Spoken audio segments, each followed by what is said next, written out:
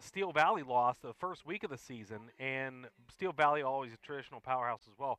But they started off the season 0-2, and they've since whooped up on Charleroi and Keystone Oaks in conference play. Charleroi, they put up 82 points, 82-7. Last week they shut out Keystone Oaks 52-0. And this week they come in to McGuffey. We saw the speed last year. A lot of it was on the ground. Their best running back, and I don't even remember what his name was, but I feel like he didn't even play until late in the second quarter, and then it was like every time the gentleman touched the ball, he took it to the house. So McGuffey, I think the one thing coming into this game that I think is a positive momentum thing has been their run defense. And it's going to have to be good tonight, but it's going to have to be good in a different way. They're going to have to not let these runners get outside on them. They're going to have to keep the defensive ends and outside linebackers are really going to have to do a good job of containment. They're going to have to force them into the inside and then leave it up to those middle linebackers and defensive line. And you take the words right out of my mouth, and in that case, that's exactly how the defense kind of forms. You leave everything to your linebackers, but everybody else has to kind of fall into that mold or fit that scheme, if you will, to shut down the run. And yes, McGuffey's done a fantastic job this year against the run, with the exception, again, and I hate to keep going back to it, but the Mount Pleasant game where Mount Pleasant was able to run to daylight to the outside against McGuffey, and they tried to make some adjustments there in the second half, and obviously the score had a different outcome, but still some adjustments were made after that particular game, and McGuffey's done very well containing the run, especially up the middle. I mean, we've seen teams go for maybe 3-4 yards tops up the middle because you see that linebacking core by this McGuffey defense shutting everything down. They do. That Mount Pleasant game, the other thing once again, the Vikings, who they're the team is the mascot of the team they're playing. Mount Pleasant, they were able to incorporate the pass in quite as well, and that made it very difficult for McGuffey to, but you couldn't just stack the box because they were able to beat him with the pass as well. We'll see. I'm not sure. I know the ground game for Sto-Rox is good. Last year they had a good passing game as well, and we will see how that affects. But we know that they're good. We just don't really know. Other than that, we only have the one game to go off from last year. But McGuffey's good too. They started off hot this year. They've had good defensive play. As you mentioned, the defense, especially in the inside run game, has been solid. I think that their secondary has made some progress this year. In years past, that's always been kind of the Achilles heel of the defense, is the defensive secondary. But this year they've stepped up a little bit there. Off the offensive side of the ball, we've seen a lot more of a complete package out of Philip McEwen this year in his senior year. We knew he could run the ball last year. This year he's been able to pass the ball very effectively, and that's been able to open up the offense for the Highlanders so far. Yeah, it makes him pretty mobile. I mean, Highlanders coach Ed Dalton, again, putting a lot of trust in his quarterback, McEwen, this year. They had a couple different quarterbacks last year as they kind of went through rotation a little bit. We had a couple different quarterbacks. As I said, we had McEwen, we had Carlisle, who has since transferred to Wash High, but that's a different story. But McEwen, pretty aggressive in the quarterback position. You know, he's not afraid to tuck it and run. He's able to roll to the outside when he's under a little bit of pressure, and he makes some pretty good decisions, again, while under pressure. And that's the type of leader you want on your team. That's the guy who you want out on the field, and, I mean, he fits the role perfectly for this style offense. And we forgot to mention, tonight is an important night for McGuffey. It's homecoming night. It is homecoming. As you're watching right now, if you're watching the video screen right now, video feed, you're watching the homecoming pageantry that's happening. We'll try to get you the name of who is crowned homecoming queen here for 2022 for the McGuffey Highlanders. But yes, if you're watching us, once again, if you've listened to us over the years from McGuffeySportsNetwork.com, McGuffeySports.com, or on the Triple Live High School Sports Network, now we have the new feature this year thanks to Isaiah Wing's video production with Mr. Kevin Robinson, and he is bringing you the video production as well as our audio feed as well, and that is on the right hand of the screen for McGuffeySports.com. Click on the Watch Live video, and you can check out all the action all season long, including tonight and including the homecoming celebration here, and we will try to get you the winner of the homecoming queen. But right now we're going to step aside as you're listening to the McGuffey Sports Network. This is the McKean Plumbing and Heating pregame show on the McGuffey Sports Network, powered by Area Sports Shop, carried on the Triple Live High School Sports Network. We'll be right back. Your home for Highlanders football all season long. You're listening to the McGuffey Sports Network, powered by ARH Sports Shop. Hi, everyone. Zach Waters from the McGuffey Sports Network. Whenever your home or business decides to give you a headache, turn to the experts you can trust at McKean Plumbing and Heating, located at 468 West Chestnut Street in Washington, and is your source for plumbing, heating, electrical, and air conditioning. Whether it's a job for the do-it-yourselfer, a routine service call, or an installation, let the experienced staff assist with your needs. Call them at 724-225-6260 or stop in and visit them Monday through Fridays 8 to 6 and Saturdays 8 to 4. Plumbing, heating, electrical, or air conditioning, answer McKean. PA 9085. Cold weather wreaks havoc on your vehicles. Dead batteries, flat tires, or simply locked out? Call McAdoo's Towing and Crane Services.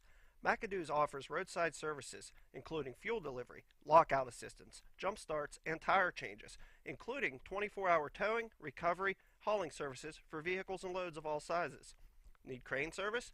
No problem. McAdoo's is capable of 24-hour crane service and assistance with a fleet of 8 cranes. A family-owned and operated company since 1965. Why call just anyone when you can call a family you can trust? 724-484-7300. McAdoo's Towing and Crane Services. Their business is picking up.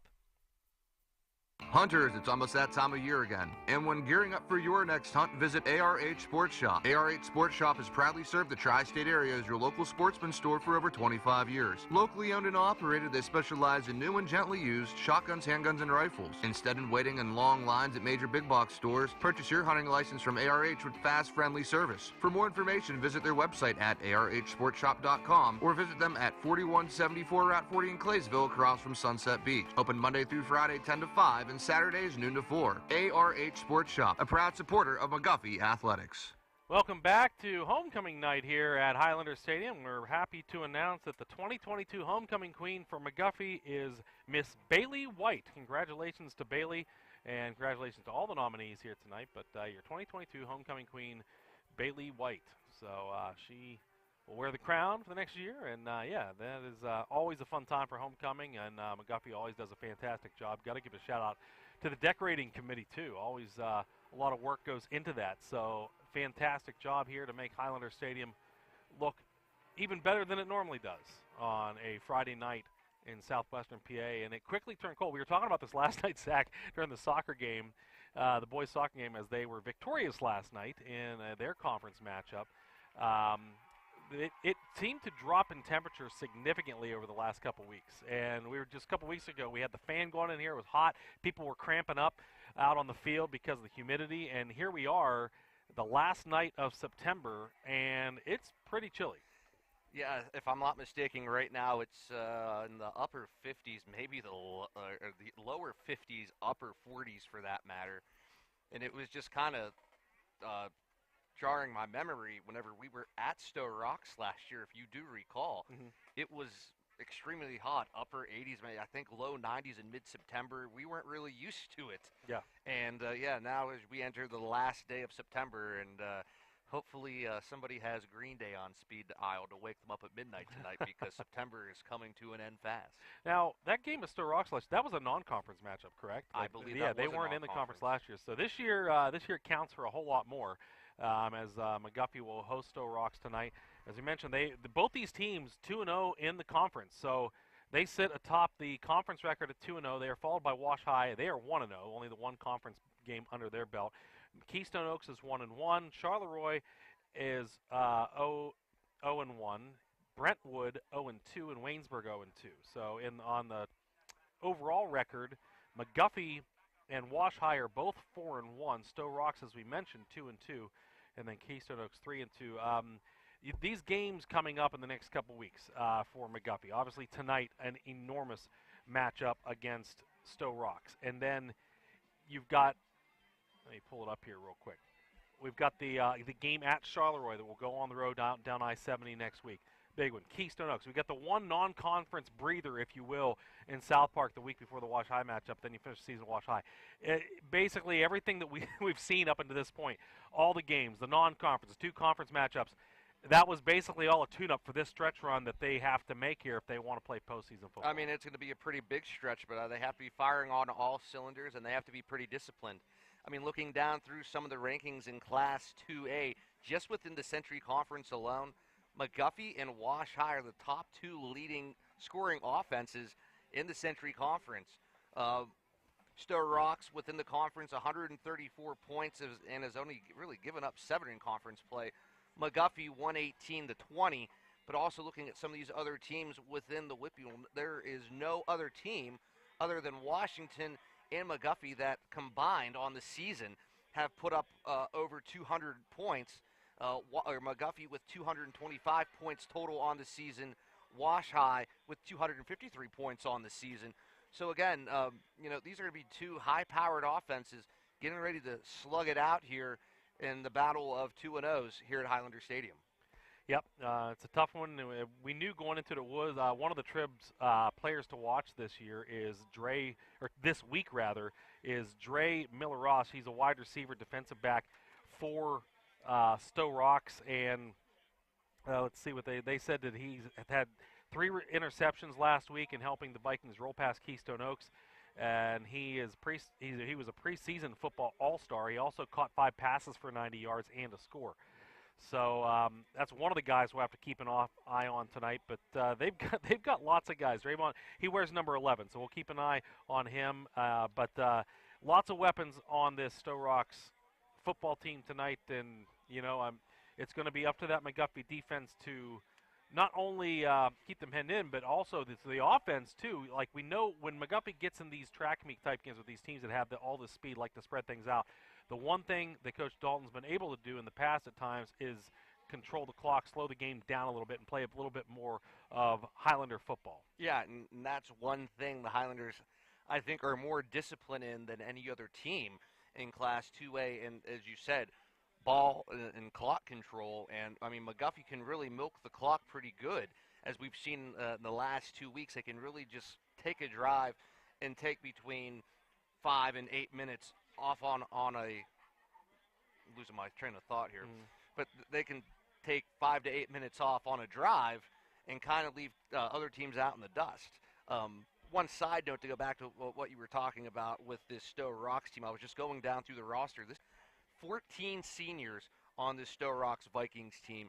I mean, they have a few freshmen, a couple juniors here and there. If they try to leave it all out on the turf here tonight on homecoming, they try to make a statement. Yeah, in the Class 2A rankings so far that the Trib has, 1 through 5 read like this: Steel Valley, Beaver Falls, Sarah Catholic, Wash High, Stowe Rocks. We know that Stowe Rocks lost a close one to Steel Valley. Steel Valley's 4-0 on the year. We also know that Wash High lost a game to Sarah Catholic. And that's their only loss on the year. Beaver Falls, always tough. It's as good as it gets here in Class 2A, and so this test tonight for McGuffey is a good one. I'm glad you're here with us, folks. You can join us all night long. Once again, listen live on McGuffeysports.com, and also watch live. You click the Watch Live link and enjoy the game here tonight if you're not here with us at this awesome atmosphere in Highlander Stadium. We're going to be right back here on the McKean Plumbing and Heating pregame show on the McGuffey Sports Network, powered by ARH Sports Shop and carried on the Trib Live High School Sports Network. Highlanders Nation, looking for that perfect piece of clothing to showcase your McGuffey spirit? Look no further than Fanatic Impressions at 166 South Main Street in Washington. Fanatic Impressions offers a wide variety of sporting goods, athletic apparel, and school spirit gear. Have an event coming up? Fanatic Impressions offers custom bulk screen printing and promotional product printing to help make your team, event, wedding, or business all the more personal. Open Monday through Saturday. Fanatic Impressions at 166 South Main Street in Washington. Highlander fans, let's face it, nobody enjoys when their vehicle needs service work. So let the trusted professionals at Route 40 Auto ease your worries. It's quality service and diagnostics with a hometown. Maybe it's as simple as an oil change or as pesky as a state and emission test. Call Route 40 Auto at 724-484-7963 or stop in at 150 Route 40 West in West Alexander. Looking for beautiful yet gently used items for your home, apartment, or office? Then visit the Back Lot, located at 840 Race Street in Washington. The Back Lot, formerly known as Badillions, has proudly served the Washington County area for over 50 years. They offer a wide variety selection of furniture, appliances, home furnishings, college dorm supplies, antiques, and sporting goods. With their ever-changing selection of amazing finds and great savings, any item purchased can be brought home the same day, saving you more than you ever could imagine. Like them on Facebook or call them at 724-705-7662. The Back Lot. No thrills, just deals. Something for everyone. Welcome back here to Highlander Stadium.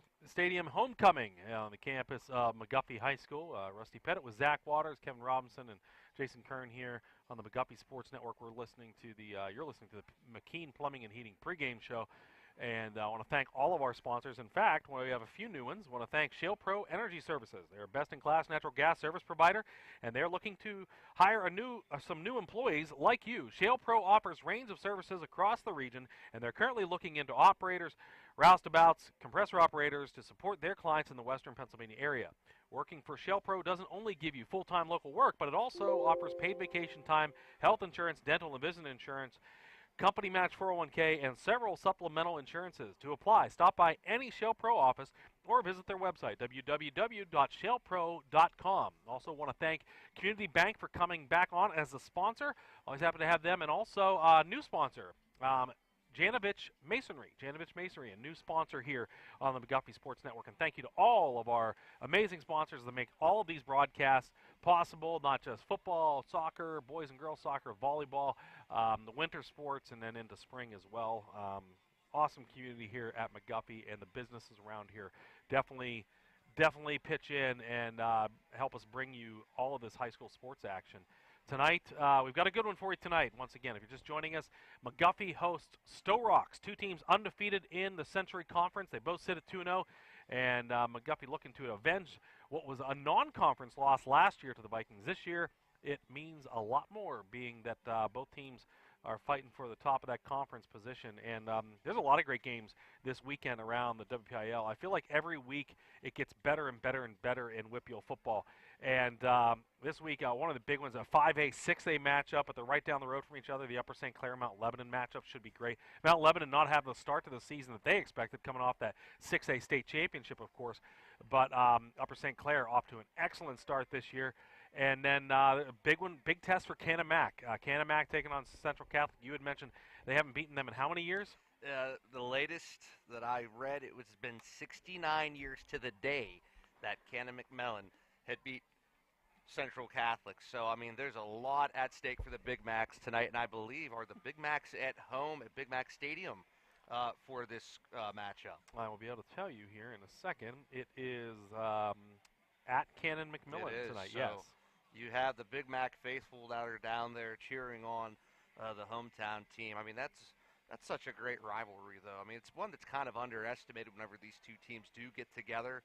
But, yeah, a lot at stake. The Big Macs definitely trying to make a huge statement. Going back to the Upper St. Clair Mount Lebanon game, that's almost like a backyard brawl within itself, because you figure how close those two communities really are to one another. With them, Peters Township being another one, Bethel Park to be as well. I mean, everybody's so close right there on that I-19 corridor, I-79, whatever you want to call it. But still, those are always some really good matchups, and they always bring a lot of talent. They do. You know. Yeah, Upper St. Clair's off to the 5-0 start this year. Their closest test was actually the matchup last week against Peters Township. They won that one 17-10. They will face off against Canamac in a couple weeks, but before that happens, maybe an even bigger matchup. That I think it's going to be a really tough test between them and Bethel Park. Bethel Park comes in 4-1 on the year this week. They're going to play Penn Hills this week. But yeah, all these, I don't know, it's every week there's such awesome action. And speaking of which, for not just tonight but every night that we broadcast, you can tune in at halftime. We're going to have the Trib Live High School Sports Network's Week 5 edition of the halftime show with Don Rebel. We'll hand it over to them at halftime. But before that, we have lots of football to get to. We did happen to catch the official coin toss this night. Usually we miss it. We were planning on it, and somehow we miss it. Tonight we saw it. It looked like Stowe Rocks won deferred, and so McGuffey's going to take the choice of receiving for the first time that I can remember this year. I can't think of another time where they decided to take the opening Took kick. to week 6. Yeah. Any other time it was we win, we defer.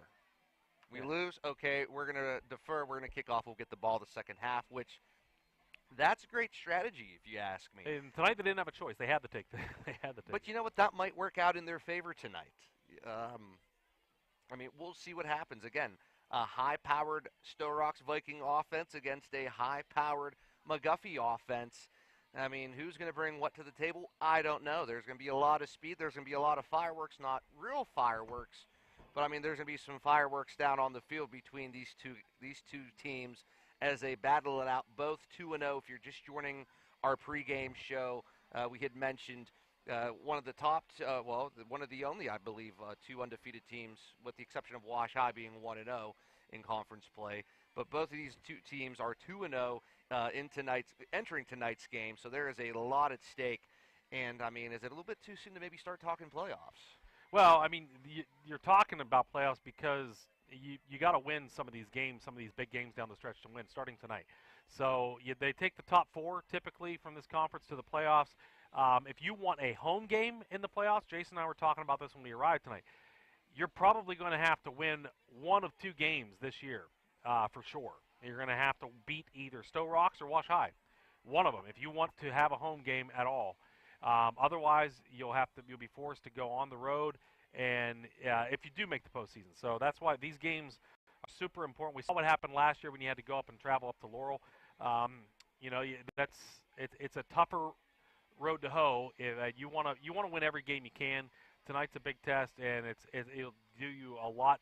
It's a huge feather in the cap towards postseason in general, but even a bigger one if you want to have any hopes of hosting your first round of the playoffs. Yeah, absolutely right. And I think McGuffey, was it 2 years ago, hosted a home playoff game? They hosted Southside a couple years ago. I think I do remember that. They won the conference, yeah. Yeah, the year that they won the conference, yes, they did host. But, yeah, it's very difficult whenever you go on the road, you go into someone else's house. You know, it's a completely different atmosphere, more than what you're not used to playing at home, having the home faithful behind you. I can think of a time we went on the road my junior year. We went back to Mount Pleasant. And Mount Pleasant that year was the conference champs, but we just treated it as if it was just another walk in the park. And we put 42 up on Mount Pleasant and then go into the quarterfinal round of the playoffs. It's a neutral site.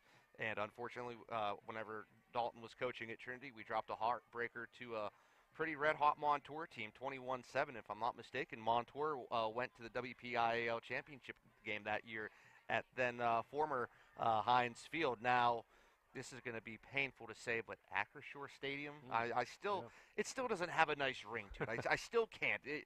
I'm one of those guys that would wear a shirt that says, it's still Heinz Field to me. That's But yeah, it's kind of different, and you'd rather have the home crowd behind you whenever you go into the playoffs instead of going on the road. But hey, sometimes you have to battle to get to the top. And tonight they do. Tonight McGuffey. Yeah, last night that Wash High road soccer jersey was a white jersey with powder blue letters. That was hard to read. And I think we both had difficulties trying to read because at one point you couldn't tell if it was a 12 or if it was a 9, and then when we flip-flopped because you took the helm first half, I took it second half, and yeah, I think we both agreed. Yeah, there is no way we'd be able to read these numbers. Your McGuffey Highlanders lining up down in their end zone, getting ready to take the field. They're, of course, wearing the home navy blue jerseys with the white, bold numbers. They've got the gold helmets and gold pants with the blue stripe and the McGuffey logo on the side of those helmets. And they will be taking the field here momentarily. And they are getting fired up. So we are fired up for an awesome game here tonight. We're going to be right back here for kickoff. You're listening to McGuffey Sports Network, powered by ARH Sports Shop, carried on the Trib Live High School Sports Network. This has been the McKean Plumbing and Heating pregame show. Jim Murray's Auto Service, located at 122 East Railroad Street in Washington, offers full auto repair, state inspection, emissions, brakes, alignment, tune-ups, oil changes, whatever ails your car or truck. Jim and his qualified team of mechanics can diagnose your vehicle issues and get you back on the road in no time. At Jim Murray's, you're not a service number. Jim takes the time to discuss your auto repair one-on-one before the work is started. Give Jim a call, 724-222-1350. Jim Murray's, professional service with personal small-town treatment. Are you planning a holiday but need some assistance? Might be confusing, but here's a solution. Sky's the Limit Travel. Since 2014, Sky's the Limit Travel has been guiding travelers to their vacation destination. Whether it's a family or group vacation, luxurious or romantic getaway, Sky's Limit Travel is happy to assist. Also specializing in cruises and all-inclusive resorts. Sky's Limit Travel offers destination guides for the perfect vacation getaway. For more information, visit their website at skyslimittravel.net or call them at 724-413-3182. Sky's the Limit Travel. Lose yourself in the Caribbean. A Travelers Planner International affiliate. Looking to earn fast cash for scrap metal and vehicles? Brookman Iron and Metals will pay you top dollar for unwanted scrap metal or junk cars. Since 1931, Brookman Iron and Metals has offered the highest market prices for scrap metal, from iron to brass to vehicles. Looking to recycle? Their local family-owned company will take any recyclable metal off your hands. In addition, you have easy access to their clean location to recycle without a hassle. Don't let recyclable metal materials take up your much-needed space. Use a roll-off container from Brookman Iron and Metals to provide you with a convenient solution for your recycling needs. Brookman Iron and Metals, located at 4 Race Street in Washington, 724-222-4260. Welcome back to Highlander Stadium. Captains out on the field for the ceremonial coin toss. The captains out there for McGuffey are Cody McKee. We've also got Tristan McAdoo. We've got Philip McEwen, and I missed one of the other gentlemen. We'll get that for you in a second. For Stowe Rocks, we've got Jamont Green Miller, Diego Ellis, Josh Jenkins, and Drayvon Miller Ross. Let me get you that last number here. That was Ethan Dietrich. So McGuffey will be receiving, going from right to left here. We have the sun's peeking through clouds somewhere behind us because it's shining there over on the hillside over there. Yeah, thanks, Kevin, for that shot. Beautiful night tonight. You can start to see the leaves are changing here in southwestern PA. And, yeah, it is fall officially. We are at the end of September, heading into October. I want to tell you about Chapman Corporation. Chapman Corporation is headquartered in Washington, Pennsylvania. They've been providing industrial customers with civil, mechanical, and electrical construction services for 70 years. In addition to their construction skills, they also provide pipe metal fabrication as well as engineering capabilities. Their customer base consists of clients in natural gas, power, steel, chemical, and glass industries. That's the Chapman Corporation in Washington. Back deep to receive for McGuffey, Dietrich, and Brookman. And kicking off for the Vikings. Who do we got there? What number? He's turned sideways, so I cannot see the number. Number 11. That is the player of the week. Trib said to watch out for one of them anyways. Drayvon Miller Ross. He goes by Dre. So he has it teed up right in the center of the 40-yard line. And looks like we're ready to roll, folks. There's Miller Ross's kick, end over end. Heading down. Dietrich takes it over his head at the 7. He's up at the 15. Back across the 20. Stiff arms across the 20 and gets hit hard. And then gang tackled there around the 23-yard line. That'll be where the Highlanders take over first down and 10 for their first offensive possession of the night. Yeah, not terrible field position to start the game. There was a little bit of a hold there to the left side. He tried to take it, but a great job by the special teams there for Sto-Rox to get the start, or get the stop, that is. And yeah, as you said, McGuffey is going to take over first and 10 at their own 23. Line's just going to push forward, get all the way across the 25 out to about the 27-yard line. And that is a gain of, say, 4, and it is now second down and 6. Yeah, McGuffey trying to sneak one by the front 4 there of Stowe Rocks. I mean, right there in the middle for the Vikings, number 70, Colby Hale. He's a junior offensive lineman. He comes in probably over 6 foot. And the front of McGuffey just able to kind of bulldoze him back. Great run by McEwen. Second down and 6. Right up the gut to the fullback, Donley, and he might have gotten a yard. See where they spotted him. They might have given him 2. If they gave him the 29, that's a 2-yard gain. And that will make it third down and 4 for the Highlanders. Yeah, the left side of the line not open that time. Dre Miller Ross, one of the guys leading the stop for the Stowe Rocks defense. And this is a big third down for the Highlanders as it's 3rd and 4. And to move the sticks here, they need 4 yards to do so. As they break the huddle, 15 seconds on the play clock. McAdoo goes wide to the right. In the slot right is Travis White. McEwen goes under center. And we have movement on the front of the line. And they're going to keep it with McEwen, and he is not going to get it. He might have lost a yard. That's going to bring up 4th down. And we got a late push afterwards, and no flag on the play. We had a push by a Sto-Rox player, nothing called, so it's going to bring up 4th down, and McGuffey be forced to punt. Yeah, they stall out, unfortunately, on that drive. They try to take it to the outside, and Sto-Rox must have done their homework because they've been able to shut it down 2 consecutive times. And who but Drayvon Miller Ross making the stop yet again for the Sto-Rox defense. All right, 2 guys back to receive the Connor Crow punt. It's a high snap. He gets it. And then rugby-style punt to the right side. Going to send it down there and takes a high hop and rolls out of bounds just across midfield. That was Jamont Green Miller was the other return man. So good field position for the Vikings to take over on their first offensive possession as they are out near midfield. Yeah, it's going to be great field position for the Vikings this time. The official spot, it looks to be the 49-yard line. Is that going to be the official spot? No. It looks like the ball went out of bounds at the 40. No, it is going to be the 49-yard line. What? But it's it in wasn't McGuffey on that territory. side of the 50. What are they doing? No, that was way back beyond. Okay. Notice it took a weird bounce. Yeah, I think the refs forgot where it went out of bounds, to be honest. All right, well, 49 and McGuffey are 1st and 10. Stowe Rocks in the shotgun to start things off. And there's a snap. They're going to hand off to the tailback on the left side. He's going to get hit as he crosses the line of scrimmage. Oh, there's a loose ball. And that's on the ground. And McGuffey's saying they got it. I think they might. Nope, they're going to say second down. That was Amir Hibbler, the tailback, who fumbled the ball. But it's going to be a gain of 1 yard, bring up 2nd down and 9. Stowe Rocks' head coach is Marvin Mills. And they have the ball at the McGuffey 48 here, 2nd down. Hibbler lines up to the right side, this time on the shotgun. That is Jenkins, the quarterback. Josh Jenkins awaits the snap. He gets it, looking to pass. And looking over the middle, he throws. This one's caught. Got a man wide open at the 40. 35-30, out of bounds at the 25-yard line. And that is 1st and 10 on the crossing pattern. And that moves the sticks.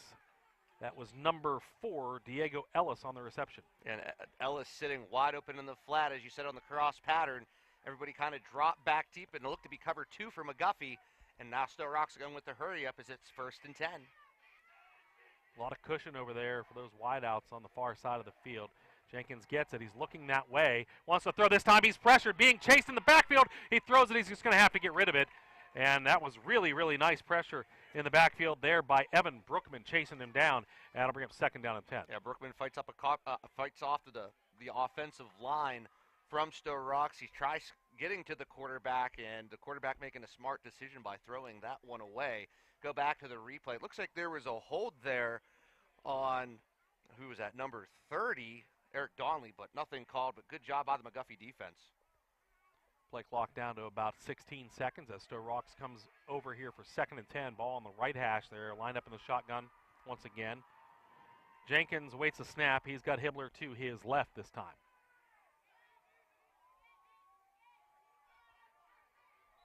And did they call the timeout soon enough, because the clock went down to 0. That is going to be a first timeout taken. That's by Stowe Rocks. With 9:02 remaining in the first quarter. It's still scoreless here against McGuffey and Stowe Rocks. We'll be right back here on the McGuffey Sports Network, powered by Air Raid Sports Shop, carried on the Triple Live High School Sports Network. Accidents are unfortunate events and often cause stress and disruption in your daily life. Relax. Let Lombardi Auto Body help you get through this process of getting your vehicle back on the road safely and as quickly as possible. Open since 1984, Lombardi Auto Body is a family-run business that delivers the highest quality repairs with continued customer loyalty. Call Lombardi's first to schedule your free estimate. Lombardi Auto Body, 140 Highland Avenue in Washington, 724-222-3077. Welcome back after the Stowe Rocks timeout, their first of the half. And they will come back out here for 2nd down and 10. Jenkins this time has Hibbler to his right in the shotgun. 2 wide receivers to the left side of the field. Gets a snap, and he's going to try the left side with Hibbler, and he's got a bit of a hole, and he's tackled as he crosses the 20 and gets inside the 20 down to the 19-yard line. That will bring up a 3rd down and 4 to go. That was Connor Crow that came up for the safety position to make the tackle. And it looks like this is another timeout taken on the field. Yeah, it looks like we're going to have another timeout taken, this one against the Highlanders. Yeah, that one's the Highlanders first. We'll take it out with them, too. You're listening to McGuffey Sports Network, powered by Air Raid Sports Shop, carried on the Triple Live High School Sports Network. Since 1988, Tri-State Designs has provided customers with the highest quality awards for all occasions. Conveniently located on Main Street in Claysville, Tri-State Designs features a full showroom with many examples of the various awards they offer. Trophies, plaques, ribbons, engravings, or maybe you need a custom order. No problem. Stop in or give them a call at 724-663-5346. Tri-State Designs, a trusted award shop and proud supporter of McGuffey Athletics. Welcome back here after the McGuffey timeout. Each team has taken one now. We've got 8:48 to go in a scoreless quarter. Stowe's first offensive possession. They are 3rd down and 4 to go on the McGuffey 19. They need to get to the 15-yard line for a first down. They're going to come out in the shotgun as they have every snap so far on this drive. Hibbler to the left of Jenkins. Looks over to the sideline. Gets a signal, now ready for the snap. And he's going to fake it. Goes left with the throw. It's caught. And no, he dropped it. We have a flag as well that was thrown right by the line of scrimmage on the far side of the field.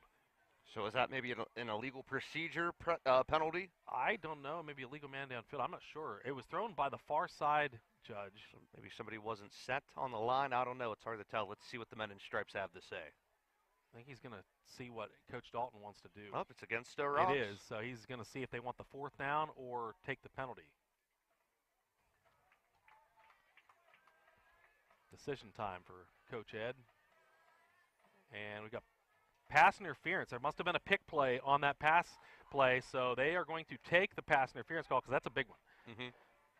That's going to back them up to that's a 15-yarder. It's going to take it all the way back to the 35-yarder. Yeah, if that's a procedure penalty, I don't know if you take it. I think you might try your luck on 4th down, but now with a 15-yarder, you're going to back them up to 3rd down and 19 yards to go at the 34. All right, Jenkins in the shotgun again. Hibbler to the right side of him. They go 4 wide. And he's back to pass. He's going to have to hustle, and he's going to be brought down in the backfield with a sack.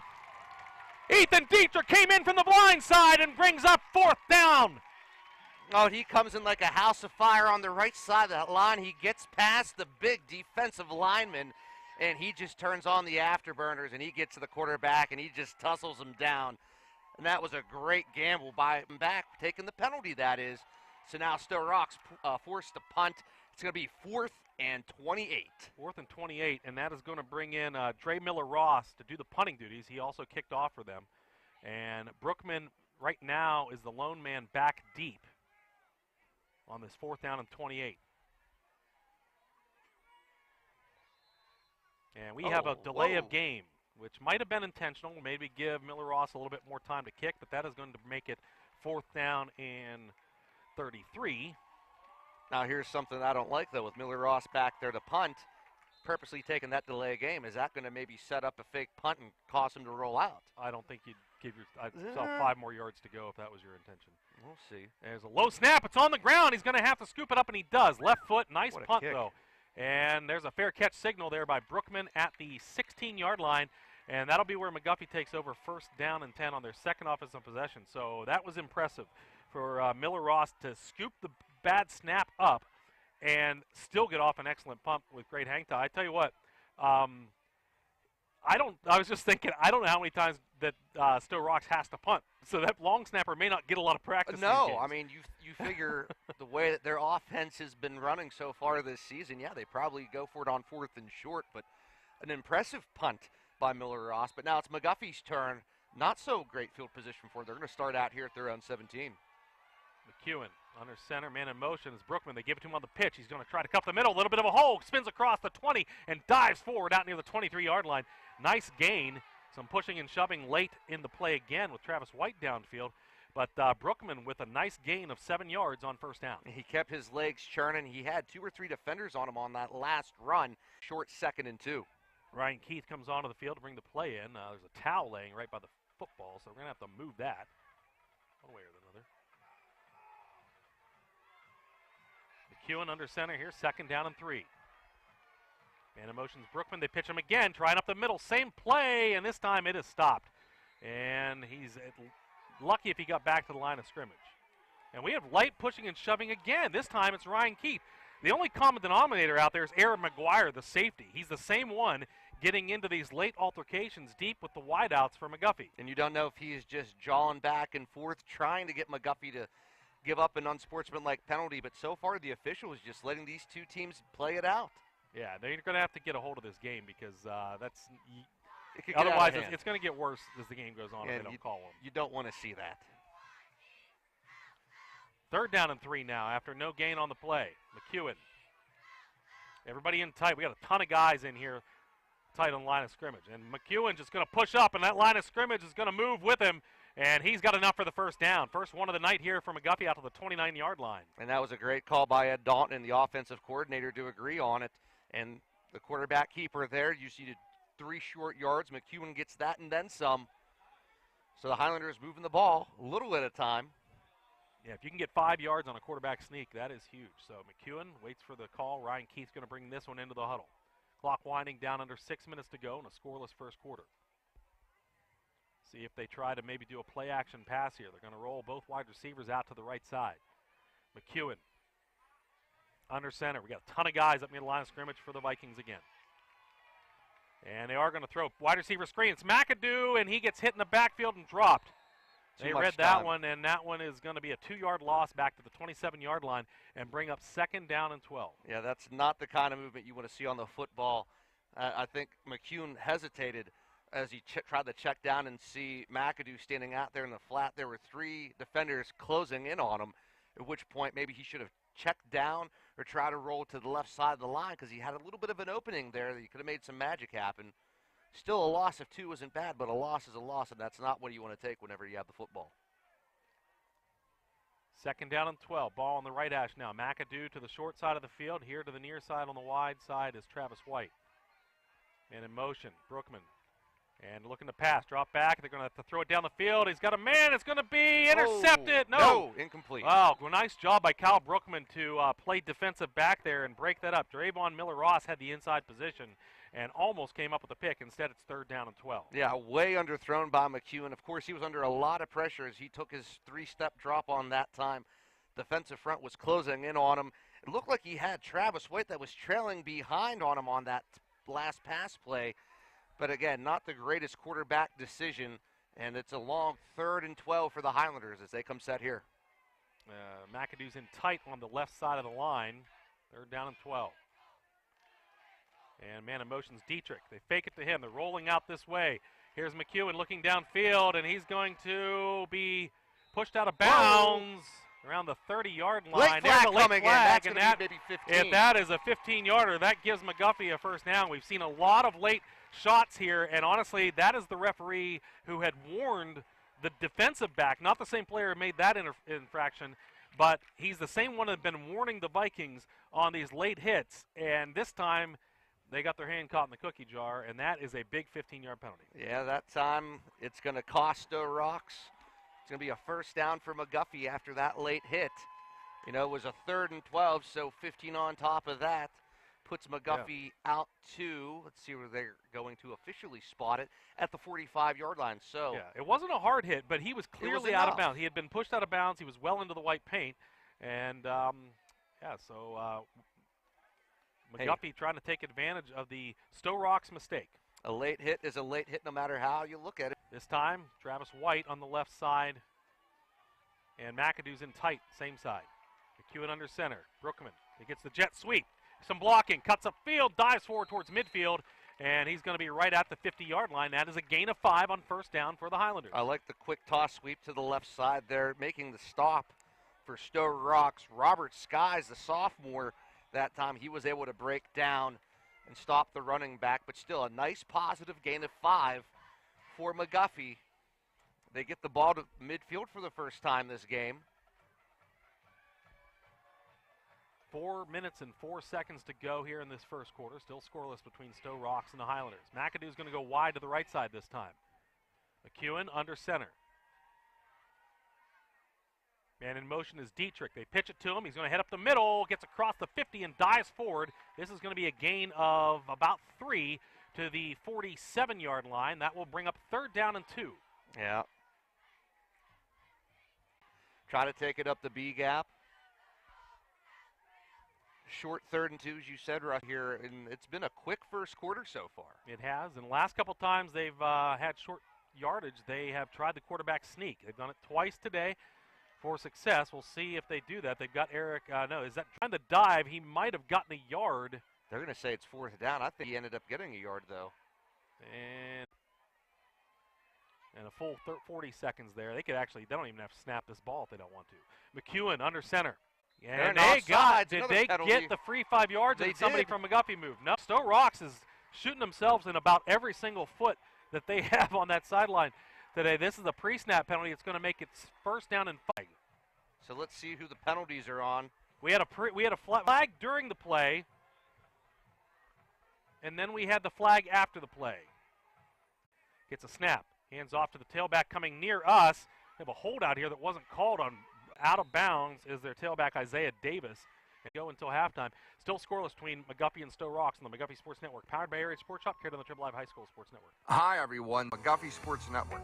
Whenever your home or business decides to give you a headache, turn to the experts you can trust at McKean Plumbing and Heating. Located at 468 for plumbing, heating, electrical, and air conditioning. Whether it's a job for the do-it-yourselfer, a routine service call, or an installation, let the experienced staff assist with your needs. Call them at 724-225-6260 or stop in and visit them Monday through Fridays, 8 to 6. The ball's on the ground. McGuffey has the ball. He couldn't get the handoff off, and McGuffey gets their own turnover inside the 5-yard line. And you called it. All they were going to do was just kind of plug the middle of that there, leading the charge. Who else but Connor Crow gets in there, and he falls on the ball. We go back to the replay. We're going to slow things down for you again. Running back gets into the backfield. The defenders kind of collapse in. Crow kind of comes up with the ball. I take that back. That was Dietrich leading the way, and he causes a fumble. So McGuffey gets the big turnover, but they are deep inside their own end here at the 4-yard line. 1st down and 10. They'll come out with McAdoo split wide to the right side. Both teams have now fumbled in the red zone. McEwen. Man in motion's Dietrich. They pitch to him. He wants to head up the middle. Got some blockers. He's across the 10. Still pushing. Still moving. 1st down. McGuffey out across the 15. Huge momentum changer, Rusty. From the fumble to that last drive, the offense is definitely sparked. They break out from behind their own end zone. They get across the 15 up to what looks to be the 17-yard line. Another 1st down for this high-powered McGuffey offense. Ryan Keith brings the play into the huddle.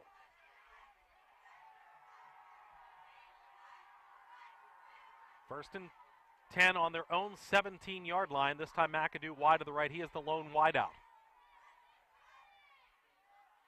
Extra lineman in on the right side. They're going to pitch up the middle. Dietrich again has a little bit of a hole, and he gets across the 20 and out to near the 22-yard line. That is a pickup of 5. It'll bring up 2nd down and 5 for the Highlanders. Yeah, they're trying the right side of that line. Well, would be the left side of that line from our vantage point up here, but still going to the strong side. They're able to open up the gaps a little bit. A nice gain of 5. So it brings up a 2nd and 5 for McGuffey. Under 10 to play here in the half. Travis White brings the play in.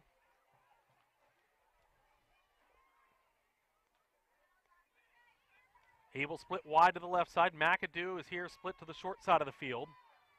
Under center goes Philip McEwen. And in motion is Dietrich. And McEwen's going to keep it, and he gets across the 30. I'll mark him down right at the 30. That'll bring up 3rd down and 2. I couldn't tell if that was a busted play or he misread one of his running backs in the backfield, but McEwen just kind of tucked it for a short gain that time. So McGuffey again facing their old foe of 3rd and short. Mind you, the 1st down marker at the 32-yard line.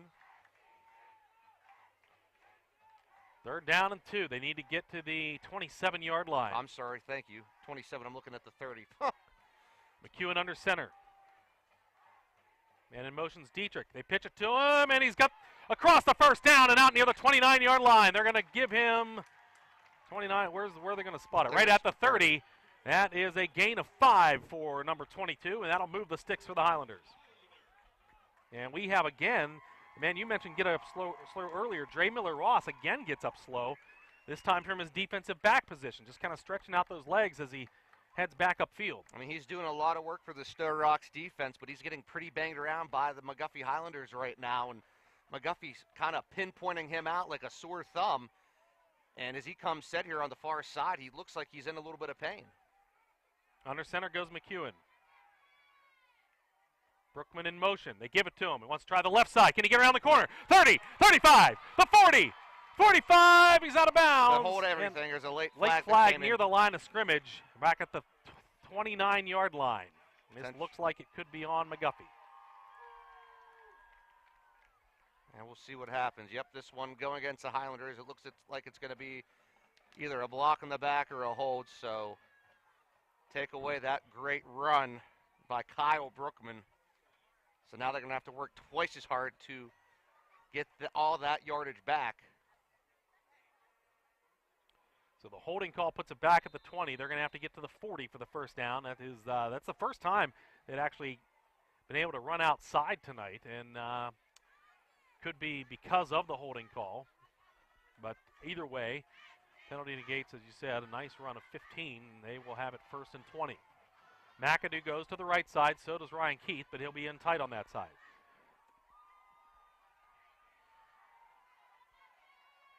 Man in motion, Brookman. Fake the pitch to him. And pressure. McEwen is going to go down. Too much pressure behind him, and he is sacked back at the 15-yard line to bring up 2nd down and 25. And I'll tell you what, running a corner route down here on the near side was number 40, McAdoo. And he only had one other man behind him, and that was number 4, Diego Ellis. But McEwen gets into a little bit of a pickle. And now McGuffey faced with a long 2nd and 25 from their own 15. The first down marker I might mention is at the McGuffey 40, so they have quite some real estate to make up here. McAdoo wide to the right side. McEwen under center. And in motion's Dietrich, and we have that might be delay of game. It is. Delay of game, going to push the Highlanders back 5 more yards. Bring up, that one's inexcusable. You've got to get the play in, and instead it is going to be 2nd down and 30 now. And the bad part is you have a play clock on either end, so it's not like you don't know how much time's left. You can't waste any time, know the play, hurry up on out there, get set, and get it off before it strikes 0. It's really not that hard. And now it looks like we're going to have a timeout for McGuffey with 5:31 to go. It is still scoreless between McGuffey and Stowe Rocks here in the 2nd quarter. We're listening to McGuffey Sports Network, powered by ARH Sports Shop, carried on the Triple Live High School Sports Network. Hunters, it's almost that time of year again. And when gearing up for your next hunt, visit ARH Sports Shop. ARH Sports Shop has proudly served the tri-state area as your local sportsman store for over 25 years. Locally owned and operated, they specialize in new and gently used shotguns, handguns, and rifles. Instead of waiting in long lines at major big box stores, purchase your hunting license from ARH with fast, friendly service. For more information, visit their website at arhsportshop.com or visit them at 4174 Route 40 in Claysville, across from Sunset Beach. Open Monday through Friday 10 to 5 and Saturdays noon to 4. ARH Sports Shop, a proud supporter of McGuffey Athletics. Welcome back. That was McGuffey's 2nd time out of the half. Each team has 1 remaining. We got 5:31 to go until halftime. It is scoreless here between the Highlanders and the Vikings. And McGuffey has found themselves in a very deep hole. 2nd down and 30 after a series of penalties and 1 sack. And they had the ball out 1st and 10 at the 30-yard line, and they've been moving backwards ever since. This drive started on their own 4. They had gotten a few first downs. Instead, they face 2nd and 30 here. Field, McEwen under center, wide out split to each side. Everybody's in tight again on defense. And in motion, Brookman. And it's going to be a throwback, and he's going to throw to McEwen, and he has tripped up in the backfield again inside the 5-yard line. Stowe Rocks is all over that.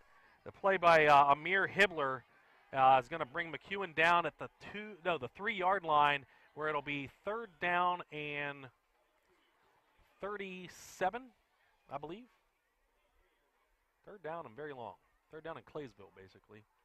Yeah, seems about right. If you're McGuffey, you basically want to give your punter some room at this point and get some field position. Stowe Rocks is probably still going to keep everybody up there. And they're going to keep applying pressure the way that they have been. I mean, this is the time for gizmos and gadgets. I mean, go back to what works and just try to get the ball north if you can. Travis White to the left side, and this one up the middle is McEwen just pushing forward to try to get a little space. He gains a couple out to about the 6-yard line. No, they're going to give him the 5. They're going to take that yard back. So it will be 4th down and very long, and McGuffey will punt. Not a lot of room, but we've seen McGuffey kind of do some crazier things, but now wouldn't be one of those times to do something crazy.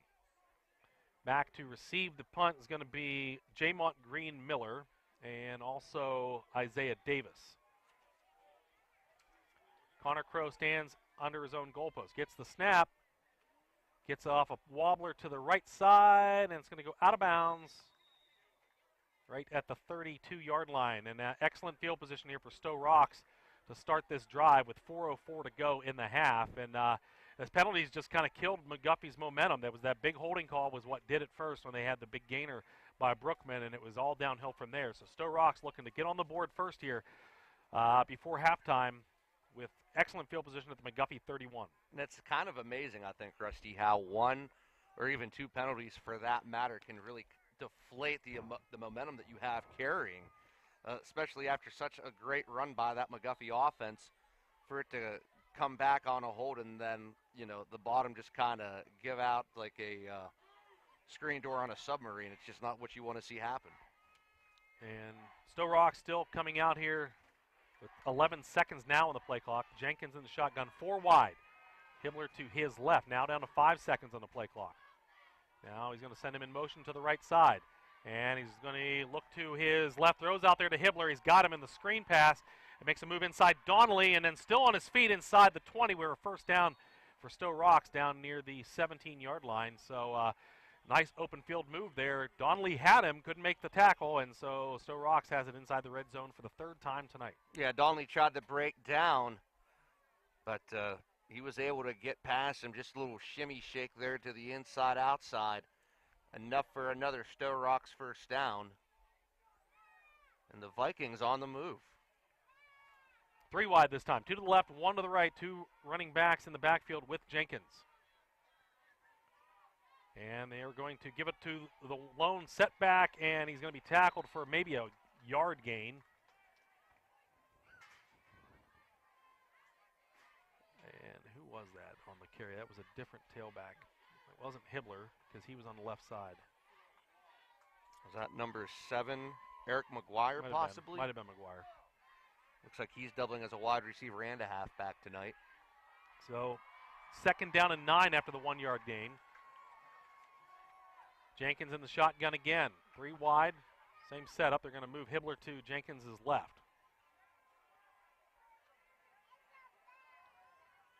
There's a snap, and he fakes the handoff. Back to pass, looking into the end zone. It's going to be incomplete again. He had a man, and he threw it a bit behind him, and it's going to fall incomplete, and that player looks to be shaken up. Going to sit up, though. Maybe get up with some help of his teammates. And Rumistan and McEwen back in coverage that time, able to help break up that pass. Incompletion will bring up 3rd down and 9. Clock stopped at 2:42 to go in the first half. Scoreless between McGuffey and Stowe Rocks.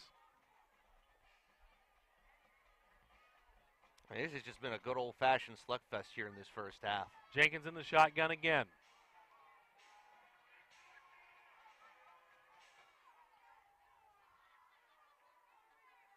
Gets a snap. He's looking over the middle. He's got pressure, and he's going to run up the middle, and he gets hit as he crosses the 15, and he's down near all the way down to the 11-yard line. A nice gain of about 6 yards. It's going to bring up 4th down and short, maybe 4th down and 4. I thought it was going to be 3, but they put the ball right at the 11. So 4th down and 4 to go. Stowe Rocks still with the offense on the field. I mean, McGuffey that time applying a little bit of pressure on the left side of that line. Connor Crow on the blitz on the outside. Tried to get to the quarterback, Jenkins, but couldn't really do much of anything. But it was enough to kind of disturb the peace, if you will. Now here's a big 4th and 3 for Stowe Rocks. Last time it was Jenkins on his feet on 4th down converting. We'll see if he tries to do that again. He's in the shotgun. Play clock down to 1. He gets a snap off, and he's going to be pressured. And he's throwing into the end zone. It's going to be, what a hit by Connor Crow!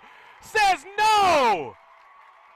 Wow, that pass was right there, but number 8 came up from the safety position to knock it free, and McGuffey will take over on down. Oh, Connor Crow said, lights out. This one's over.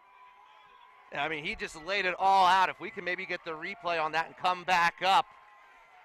You see the blitz come up the center, applies pressure on Jenkins, and then coming across was Crow, and just an amazing coverage by the McGuffey defense, shutting out Stowe Rocks on that last drive. It's going to stall, and this one's hopefully all McGuffey here to try to end the rest of the quarter.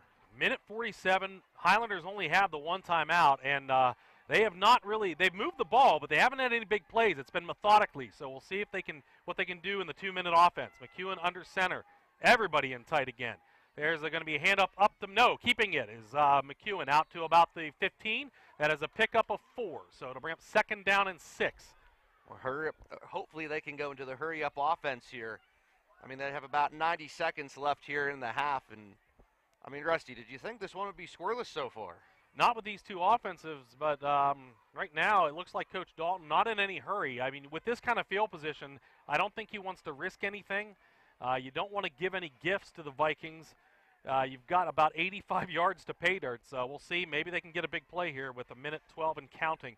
2nd down and 6 to go after the 4-yard gain by McEwen. This time it's Dietrich. They're going to pitch it to him. He tries to head up the middle, and he's across the 20. He's very close to first down yardage. Yes, they're going to give it to him, it looks like, at the 21. That stops the clock with 58 seconds until they can move the chains. So they're trying to get some momentum, knowing that they're not going to get the ball to start the second half for the first time this season. I mean, hopefully they can maybe capitalize, but it doesn't look like that they kind of have this one on autopilot going into the half. Travis White's going to run this back into the huddle with 40 seconds to go. We might only see one more snap here by McGuffey. Down to 32 on the clock. McEwen under center. And in motion is Brookman. Going to give up to the fullback again, and they're still moving the pile all the way out across the 25 near the 29-yard line.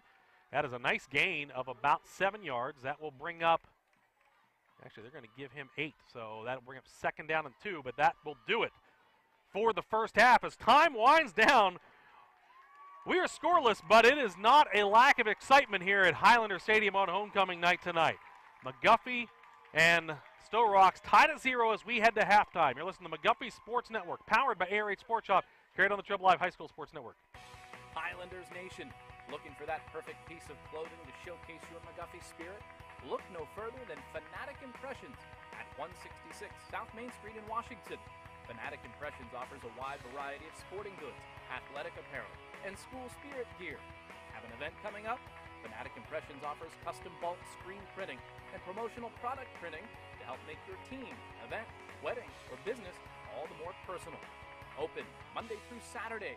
Fanatic Impressions at 166 South Main Street in Washington. Highlander fans, let's face it, nobody enjoys when their vehicle needs service work. So let the trusted professionals at Route 40 Auto ease your worries. It's quality service and diagnostics with a hometown feel, offering brakes, exhaust, tune-ups, engine repair, transmission repair, suspension repair, and regular maintenance for your vehicle. Maybe it's as simple as an oil change or as pesky as a state and emission test. Call Route 40 Auto at 724-484-7963 or stop in at 150 Route 40 West in West Alexander. Looking for beautiful yet gently used items for your home, apartment, or office? Then visit the Back Lot, located at 840 Race Street in Washington. The Back Lot, formerly known as Badillions, has proudly served the Washington County area for over 50 years. They offer a wide variety selection of furniture, appliances, home furnishings, college dorm supplies, antiques, and sporting goods. With their ever-changing selection of amazing finds and great savings, any item purchased can be brought home the same day, saving you more than you ever could imagine. Like them on Facebook or call them at 724-705-7662. The Back Lot. No thrills, just deals. Something for everyone. Jim Murray's Auto Service, located at 122 East Railroad Street in Washington, offers full auto repair, state inspection, emissions, brakes, alignment, tune-ups, oil changes, whatever ails your car or truck. Jim and his qualified team of mechanics can diagnose your vehicle issues and get you back on the road in no time. At Jim Murray's, you're not a service number. Jim takes the time to discuss your auto repair one-on-one before the work is started. Give Jim a call, 724-222-1350. Jim Murray's, professional service with personal small-town treatment. Welcome back to Highlander Stadium. We are scoreless between McGuffey and Stowe Rocks here on homecoming night. Stowe Rocks band is out there on the field right now. They are small but mighty, and they are doing their halftime show. I'll recap the scoring for you. That was it. All right, so great recap. Very impressive, my friend. Very impressive. Yeah. So that was it. We didn't have any scoring, but man, did we have some action. We had a lot of fireworks early. We had a lot of post-snap penalties on both teams, mostly by Stowe Rocks at the beginning, the McGuffey getting one later. We had some big plays. Stowe Rocks hitting a big pass play to set them up deep in McGuffey's end. after they recovered a McGuffey fumble after McGuffey was driving for a score, and then they took it down with the big play. They fumbled inside the 5 after they had it 1st and goal, and McGuffey took over. So, yeah, lots of back and forth, lots of action, lots of tempers flaring, but no score. And I think if you're Coach Ed Dalton at this point, you will take that at this point in the game because you know the firepower that the Vikings have, and if you were to tell him, hey, if the trade-off is you're going to be scoreless, but so are the Vikings at halftime, I think Coach Ed would take that. I mean, I think he will take that as a moral victory, but I'll tell you right now, he's not satisfied. No, and he's not happy with that fumble they had in their own. No, and that's something I'm pretty sure he's writing those guys about right now, saying, hey, like, what in the world are you doing right now? You know, and that's just the rated G version. But, I mean, you can imagine what's happening inside that locker room, but it was a very interesting first half. I think this is one of the most exciting games we've seen all year, 0-0 at the half, and we're anxious to see what's going to happen come the second half of this ballgame. Mm-hmm. Absolutely. But before we do that, we are going to hand things over to Mr. Don Rebel with the Week 5 edition of the Trib Live High School Sports Network halftime show. And then we'll be back here for second half action. You're listening to McGuffey Sports Network, powered by Air Raid Sports Shop, carried on the Trib Live High School Sports Network.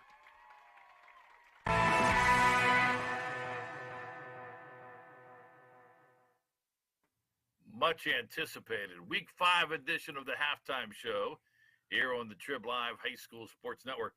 No matter how you slice it, if you want to include Week 0, if you don't want to include Week 0, as far as the regular season, Week 5 is indeed the midway point of the regular season. So, of course, it has become a tradition that, regular co-host Chris Harlan, well, we sort of, let him stray away, even though it says Chris Harlan there for those watching on video. That's not the case. It's his uncle, Dr. Harlan, who joins us now, professor of Gardneromics around the WPIAL, and he's got gets together at the midway point, also gets together at the end of the season to hand out grades throughout the WPIAL. Dr. Harlan, welcome. I've got the grade book here. We're going to check out grades at the midterm spot. All right. Are you grading with a curve or no? A little bit. But all right. You still got to make the grade. You got to make the grade. First in the grade book, let's look at history class. 2 classes right here. 2 schools have an A in history right now. Hempfield and Mapletown both have an A in history. Both are off to historic 5-0 starts. I mean, it's been decades since either of them has won the first 5 games of the season. Hempfield hasn't been 5-0 since 1971. Mapletown hasn't been 5-0 since 1968. To put that in perspective, Maples coach George Message, he's coached the team for 40 years. The last time the Maples were 5-0, he was in middle school, and the team's quarterback was an older boy who lived next door to him, he said. So amazing 5-0 for Hempfield, Mapletown. Both right now have an A in history. Some high schools have astronomy classes. Our HSSN high school does, but really you only have 2 options here. You can either study Moon or you can study Mars.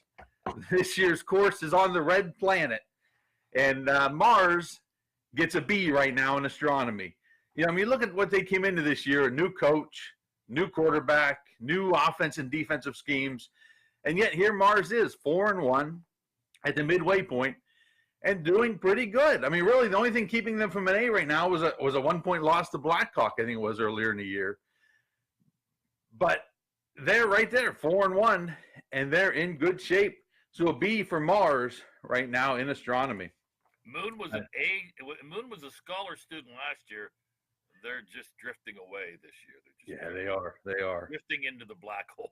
They're in the book here, but you have to go down a little bit farther. Next in the grade book, biology. Maybe there's some future veterinarians here in our class, maybe some zoologists. But to me, when you look at it, an A for the North Allegheny Tigers, an A for the McKeesport Tigers, an A for the Upper St. Clair Panthers. It's been a good year for Big Cats. Those 3 teams, all 5-0 right now. They've showed that those 3 teams, they've definitely got claws and they've got teeth this year. And they're all at the top of the standings right now. Also a good year for Rams. Southside Rams, Highland Rams, both 5-0.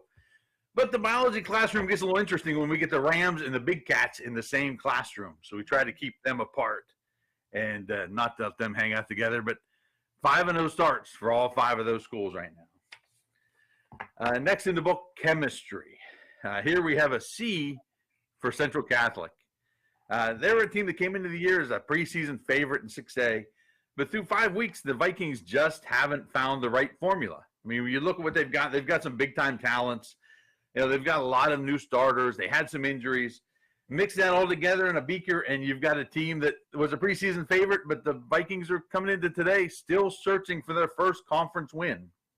But I've seen them play, and I think if they keep working at it, this Central Catholic team could be potent by playoff team, by playoff time. You mix the right stuff together, this could be an explosive combination.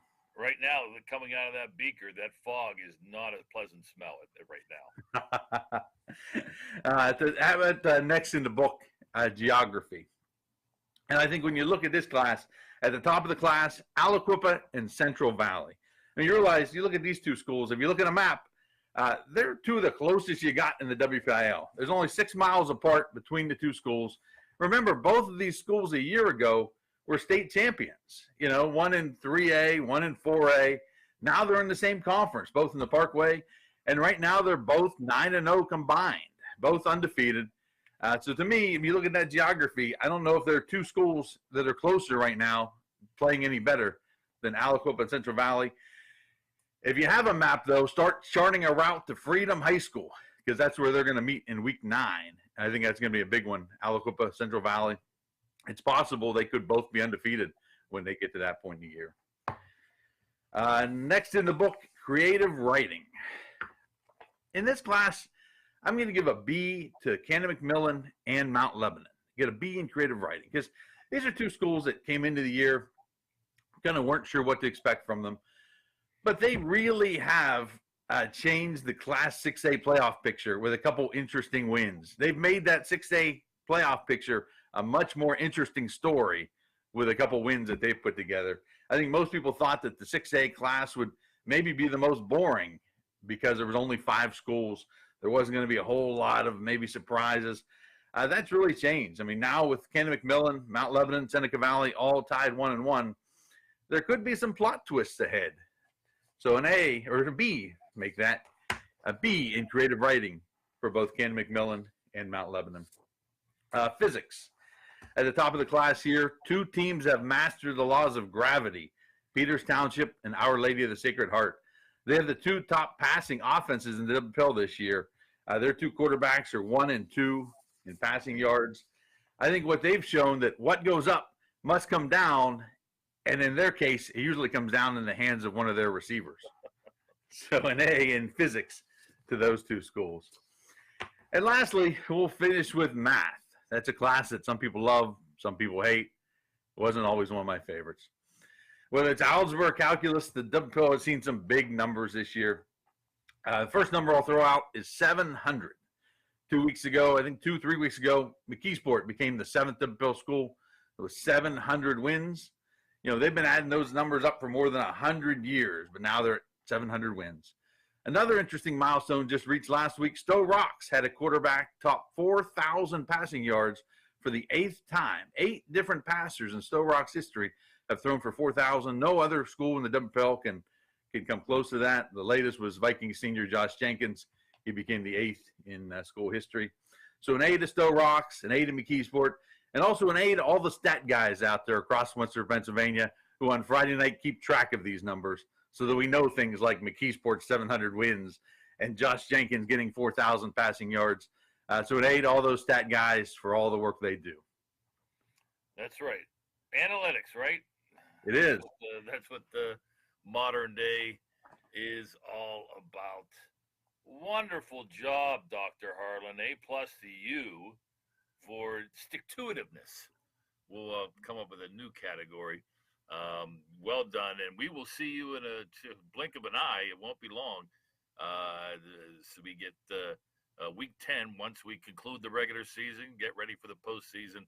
We'll bring you back and get the final grades on this 2022 season. For the good doctor, I'm Don Rebel. Enjoy the second half of the game you are watching or listening to here on the Trib Live High School Sports Network.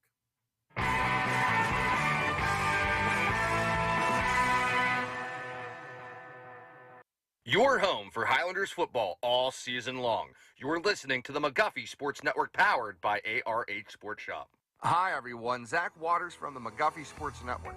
Whenever your home or business decides to give you a headache, turn to the experts you can trust at McKean Plumbing and Heating, located at 468 West Chestnut Street in Washington, and is your source for plumbing, heating, electrical, and air conditioning. Whether it's a job for the do-it-yourselfer, a routine service call, or an installation, let the experienced staff assist with your needs. Call them at 724-225-6260 or stop in and visit them Monday through Fridays 8 to 6 and Saturdays 8 to 4. Plumbing, heating, electrical, or air conditioning, answer McKean. PA 9085. Cold weather wreaks havoc on your vehicles. Dead batteries, flat tires, or simply locked out? Call McAdoo's Towing and Crane Services.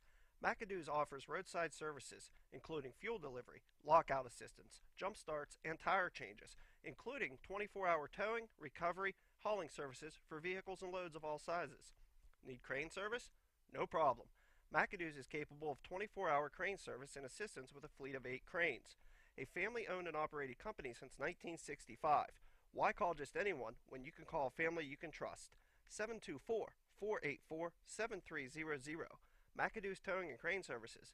Their business is picking up. Hunters, it's almost that time of year again. And when gearing up for your next hunt, visit ARH Sports Shop. ARH Sports Shop has proudly served the tri-state area as your local sportsman store for over 25 years. Locally owned and operated, they specialize in new and gently used shotguns, handguns, and rifles. Instead of waiting in long lines at major big box stores, purchase your hunting license from ARH with fast, friendly service. For more information, visit their website at arhsportshop.com or visit them at 4174 Route 40 in Claysville across from Sunset Beach. Open Monday through Friday 10 to 5 and Saturdays noon to 4. ARH Sports Shop, a proud supporter of McGuffey Athletics. Highlanders Nation, looking for that perfect piece of clothing to showcase your McGuffey spirit? Look no further than Fanatic Impressions at 166 South Main Street in Washington. Fanatic Impressions offers a wide variety of sporting goods, athletic apparel, and school spirit gear. Have an event coming up?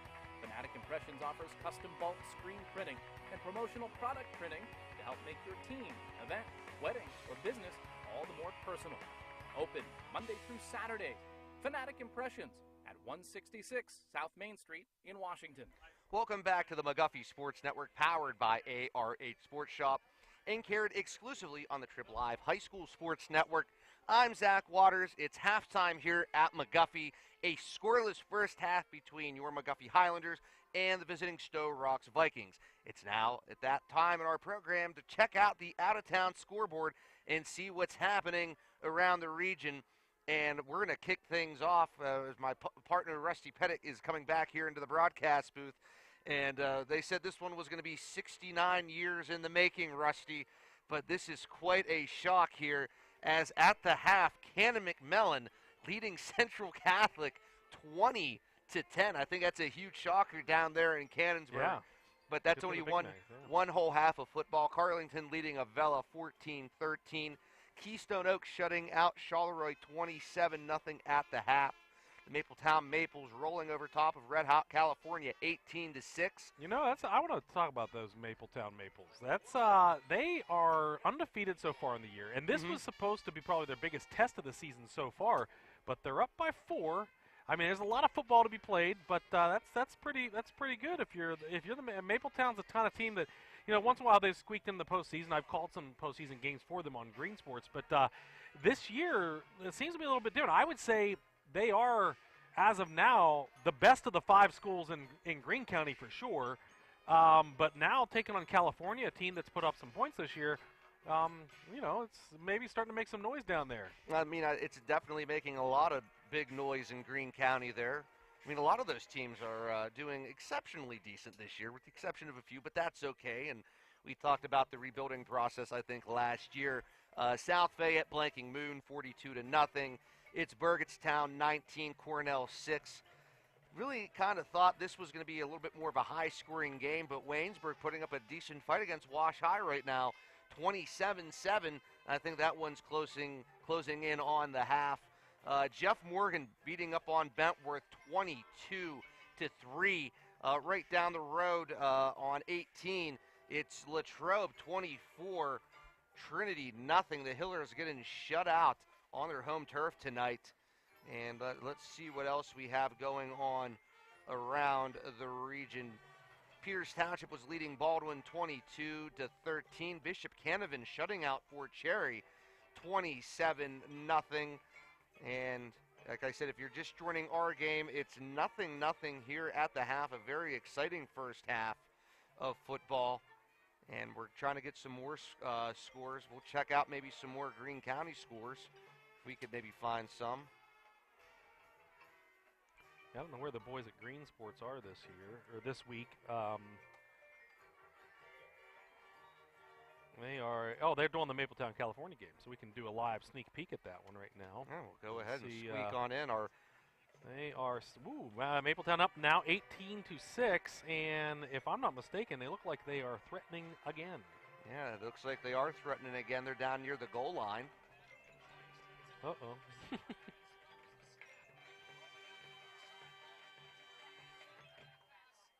Yeah, well, it's 18-6.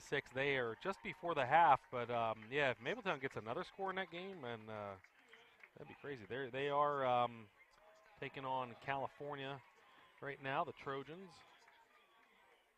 and Stowe Rocks is now heading back onto their side of the field as you see McGuffey finishing up their halftime show tonight. And once again, homecoming. We got to give a shout out to our 2022 homecoming queen who was crowned prior to the game, and that is Miss Bailey White. Congratulations to Bailey. And your 2022 homecoming queen for the McGuffey Highlanders. And, so if we can find some more scores for we will before halftime, we're going to step aside and give our sponsors a few more minutes here, and then we'll be ready for the second half kickoff right after this. You're listening to McGuffey Sports Network, powered by ARH Sports Shop and carried on the Triple Live High School Sports Network. Jim Murray's Auto Service, located at 122 East Railroad Street in Washington, offers full auto repair, state inspection, emissions, brakes, alignment, tune-ups, oil changes, whatever ails your car or truck. Jim and his qualified team of mechanics can diagnose your vehicle issues and get you back on the road in no time. At Jim Murray's, you're not a service number.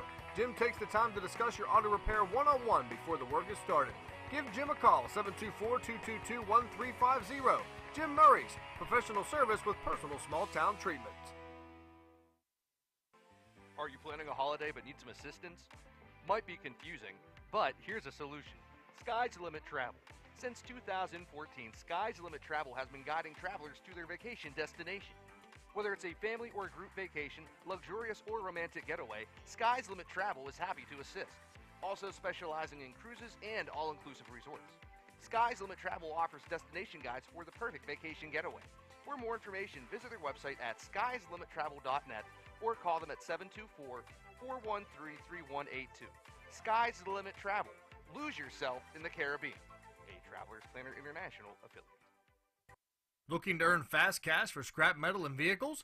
Brookman Iron and Metals will pay you top dollar for unwanted scrap metal or junk cars. Since 1931, Brookman Iron and Metals has offered the highest market prices for scrap metal, from iron to brass to vehicles.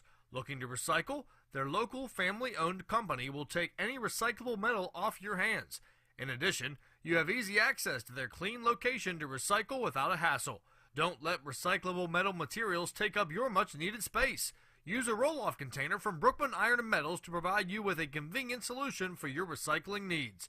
Brookman Iron & Metals, located at 4 Race Street in Washington, 724-222-4260. Welcome back to Highlander Stadium here, nearing the end of halftime, and we are joined by the boss, Mr. Jason Kern, here in the booth. Boss, I like that. Yeah. Boss. It's the first time I've had the headgear on this year. Is it? Yeah. I thought you joined us for like one of the pre-games or something, maybe for just a hot minute. Maybe Did I? not. I don't know. Maybe Well, not. I'm old. I might have forgot. You might, we're all old, man. I got you by a couple years. We established that in the pregame show. I know. Yeah. So I want to remind everybody that on the McGuffey Sports Network coming up this week, we have girls soccer on Monday. We also have, I believe, volleyball this coming week too, right? Let's see here. Volleyball on Tuesday. Yeah, so girls soccer's soccer on on Monday, volleyball on Tuesday, and we have football at Charleroi down Interstate 70, as Rusty mentioned earlier. Yeah, not too far of a road game. Boy, let's talk about the first half real quick there, buddy. I think And it's funny because being out on the overhang, you hear a lot of fans and very critical of Coach Dalton for not getting the plays in on time. But this is part of the game plan. It only happened once with the delay of game, Right. actually. And I'd say that's pretty good. Yeah, and this is part of the game plan. You want to keep the ball out of Sto-Rox' hands. Yeah. So let that clock run down. I think if you told anybody, including Coach Dalton, it could be halftime with Sto-Rox and you're 0-0, do you take it? Oh, I said the exact same thing. And right what's at the end of the Sto-Rox? half. 0 for 3 in the red zone so far, a fumble. Yep. They Downs. lost. Yeah, the sack and then the penalties that killed the first drive, Yep. and then the turnover, and then And how about Connor Crow on Ooh, defense? that first hit, half? man. That that you can't time that any better. And he recovered a fumble, but I think it was Ethan Dietrich that it caused was. the Yep. fumble. Yeah. Yep. So a very good first half. I'm pleasantly surprised. I didn't think this game would go like this. If you would have told me it'd be 0-0 at halftime, I would have said you're crazy because Sto-Rox has the speed. McGuffey has a pretty good offense as well, but their defense really, they're showing up. But now you got to carry that momentum into the second half, though. And because Sto-Rox is going to get the ball first. Do you even kick the ball deep? I don't know. You kick the ball deep. Yeah, I mean, you probably don't want to. But the one thing you have to keep doing what you're doing on defense. The other thing you need to do on offense, keep possession like they have on those drives because that's got to be wearing down. You look at that Sto-Rox side of the. When they switch from offense to defense, it's pretty much the same guys. Like they can't rotate out like McGuffey does. So if there's any advantage the Highlanders are going to have here in the second half, they're going to have to take advantage of those long, methodical drives. And the other thing McGuffey has to do, keep creating turnovers and get those opportunities. They missed one. It turned out in their favor later, but we had a pick in the end zone. Oh, We dropped it. You can't do that against a good team because they will make you pay. And really, Sto-Rox have been shooting themselves in the foot. They had a touchdown that was dropped in the back of the end zone. On the long pass play, it should have been a touchdown. He bobbled it. He could have walked in. Yep. So, but I'm going to turn the mic back over to the Z man here since I paid him. And I don't want to pay him just to get your stand money's there. worth. Yeah. Well, that's the I'm kidding. All right. Well, thank you. That was Jason Kern. I'll be joined back here by Zach Waters as McGuffey gets it teed up to kick off. Sto-Rox is sending Diego Ellis back deep so far. We'll see if anybody else joins them. And they have everybody up. It's almost like they expect an onside kick. And who's the kicker? That's number 30-something. Is that Donnelly? That is Donnelly, number 30. He's going to be doing the kicking duties here. We haven't seen that this year. And it's a line drive that's going to go back and be scooped up by Ellis at the 12. Over the 15, Stutter steps there. Now he's retreating back, and he's going to be corralled in once again. Connor Crow was there first, and then he's helped by his teammates with an awesome open field tackle. They'll eventually get him down forward progress out at the 20, and that's where the Vikings will take over 1st and 10. And just an impressive job by Connor Crow leading the charge on the kickoff team there. He kind of made that whole entire play develop. He was able, as you said, to just kind of corral everybody around the return guy for Sto-Rox. And the Vikings are going to start pinned back in their own territory here. It looks to be at the 20-yard line.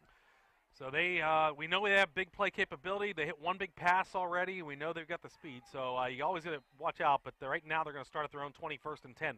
They're going to go 4 wide, 2 to each side. Jenkins in the shotgun again. Hibbler is to his right.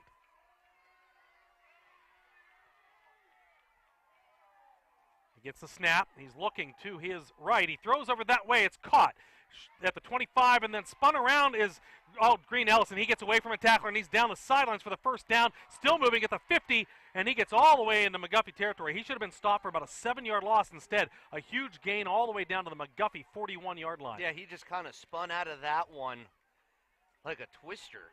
And he scampered down the far sideline for a first down and then some. And now Sto-Rox going with the hurry up offense here to start the second half. They go 4 wide again. We look to the sidelines here. 1st down and 10 at McGuffey's 41-yard line. There's a snap up the middle to the tailback, and he is going to dive across the 35-yard line. They're going to give him, actually, that'll be where they mark it down. That is a gain of 6, 2nd down and 4. Sorry, that was Dre Miller-Ross, not Green Ellis. Green Miller, a couple hyphenated names here, and 2 of them are the same. We've got a Green Miller and a Miller-Ross, and I got them mixed up. 2nd and 4. It was Hibbler on the carry. Jenkins now in the backfield again, awaiting the shotgun snap. Gets it, and Oh, there was some pressure and a hold, and they didn't call that one either, and he's going to scamper out of bounds for the first down. Now there's a late flag that came from the near sideline here. That hold was on the left side of the defensive line for McGuffey. I do not know what this flag is on. This might be a hold that was on the left side there. It obviously happened right at or near the line of scrimmage. And it's going to be against the Vikings. So this one's going to be coming back. They did catch the holding. So, all right.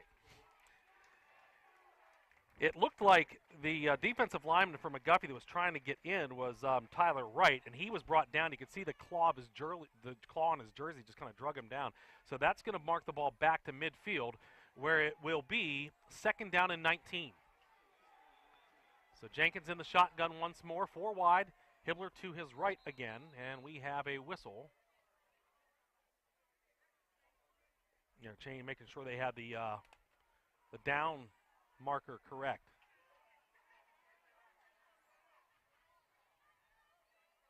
And now we've got some discussion as the coaching staff of Stowe Rocks questioning something. Not sure what. The referees are going to huddle up. Kind of confused as to what's going on right now, to be honest with you.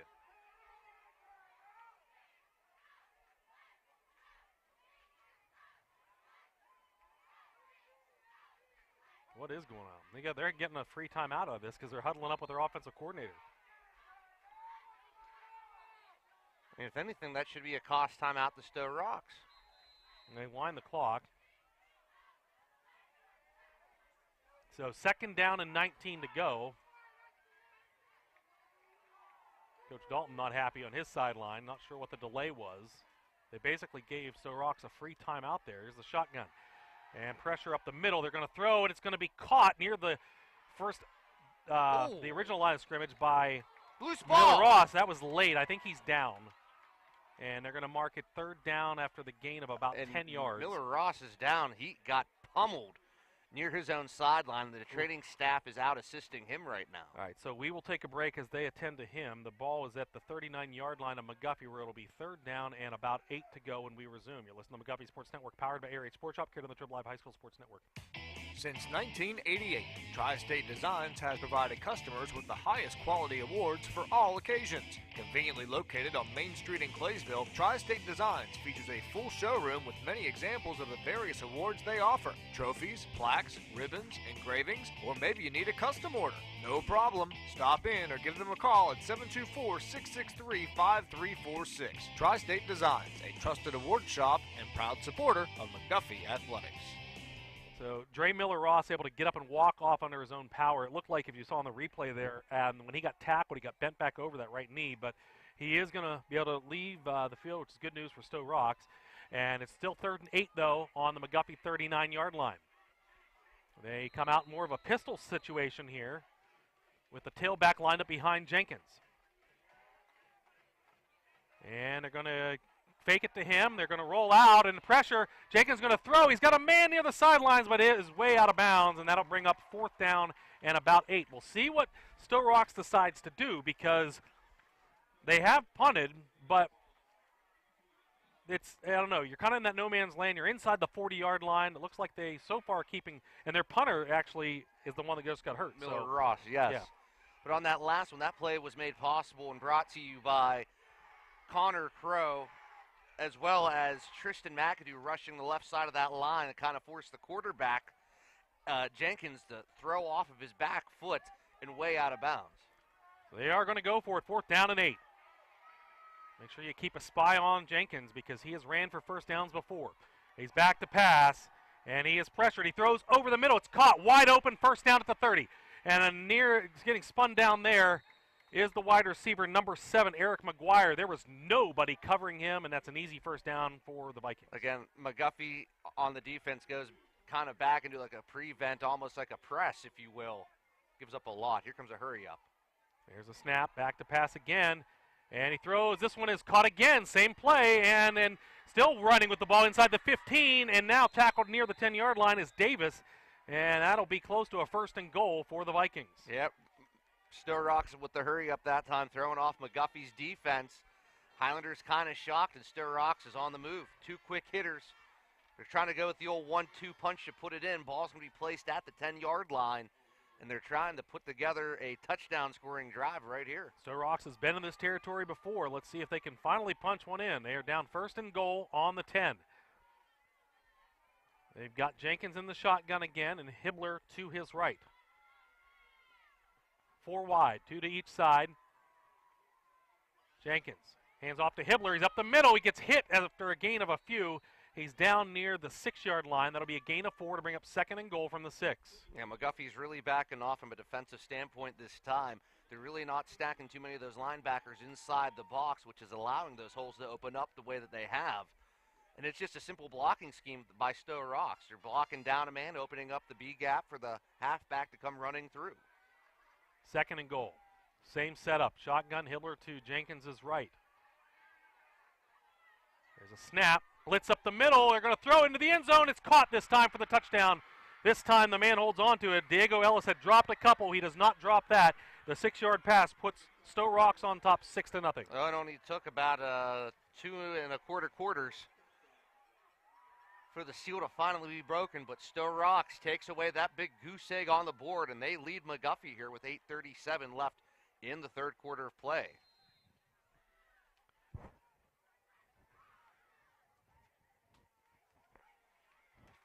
And they look like they are going to go for 2.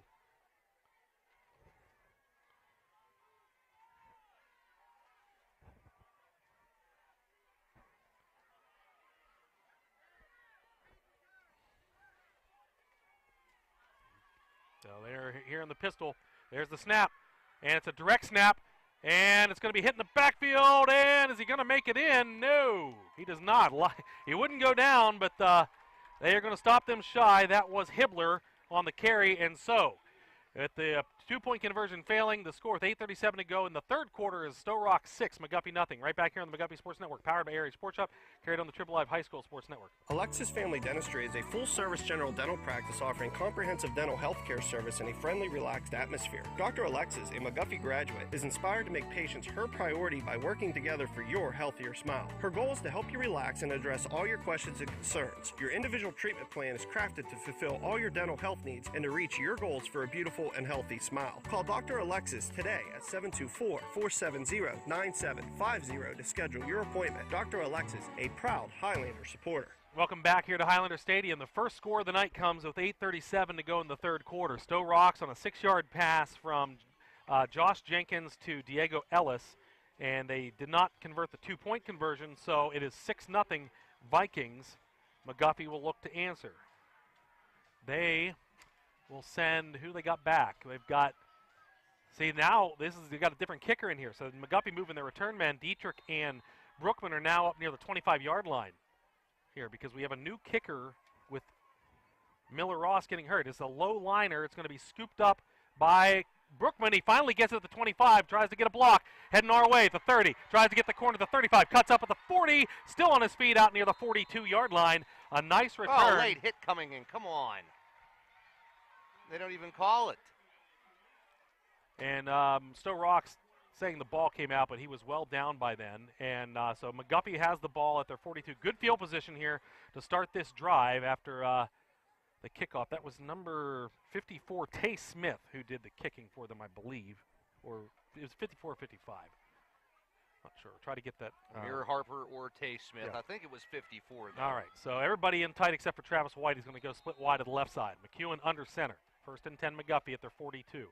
Man in motion's Brookman. They pitch it to him, and he runs into his own man, then dives forward and just gets back to the line of scrimmage. So it'll be 2nd down and 10 after no gain on the play. And Amir Harper, number 55 for the Vikings, disrupted that play from the get-go. He was able to get past the offensive line of the Highlanders that time, and that just kind of forced the running back Brookman to go nowhere. One thing Stowe Rocks they've been able to stack the box because McGuffey has not been able to get any big plays down the field, and so they have everybody lined up tight on the line of scrimmage. McEwen under center. Man in motion, Dietrich. They give it to no, they're going to keep it. Option play. McEwen, he's across the 50. 1st down McGuffey as he gets into Viking territory at the 45-yard line. Oh, he had a lot of real estate in front of him, and he got tripped up. I think it was number 8, Micaiah Upshaw, who tripped up McEwen, but still he was able to get a first down, and that's a huge momentum swing for this McGuffey offense. They'll get the play from the sideline. It's going to be Travis White that'll bring it in.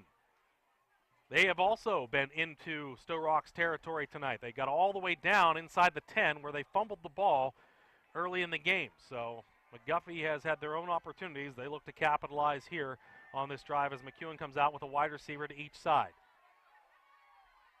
And in motion is Brookman. Jet sweep, they give it to him, gets around. Oh, and he gets tripped, but he's still on his feet, and he gets a few more yards. If he did not get tripped, man, he had a ton of real estate around the left side. Instead, it's going to be a gain of about 3 to bring up 2nd down and 7. And again, who else was disrupting that play but Amir Harper, number 55 again for Stowe Rocks. He and Kirksey? Yeah, Kirksey, number Cortez, 50. actually, yeah. Cortez, yeah. wow, that's yeah. Yeah, you're right. It is. It's Cortez Kirksey. I got the pronunciation for that before the game. It doesn't look like it, but it is. Cortez Kirksey.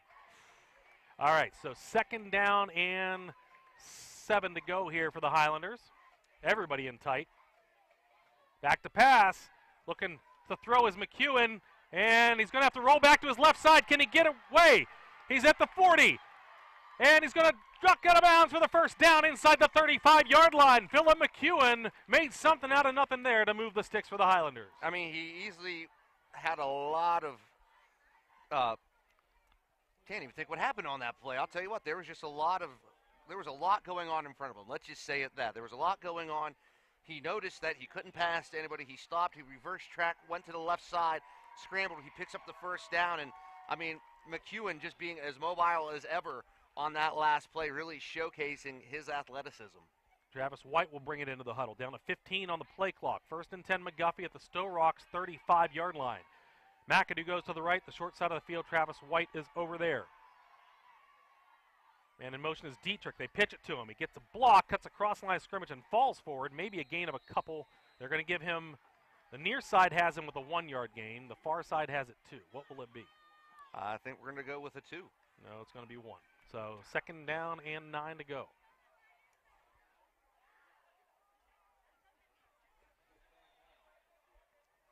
Second down and 9 at the 34-yard line.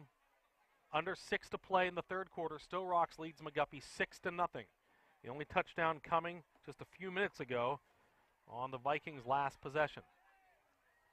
McGuffey taking their time. 13 seconds on the play clock.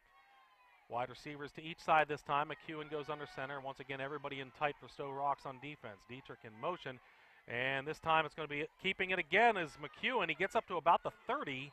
And he is bent backwards. They're going to give him forward progress to about the 29-yard line, rather, and that will bring up a 3rd down and 4 to go.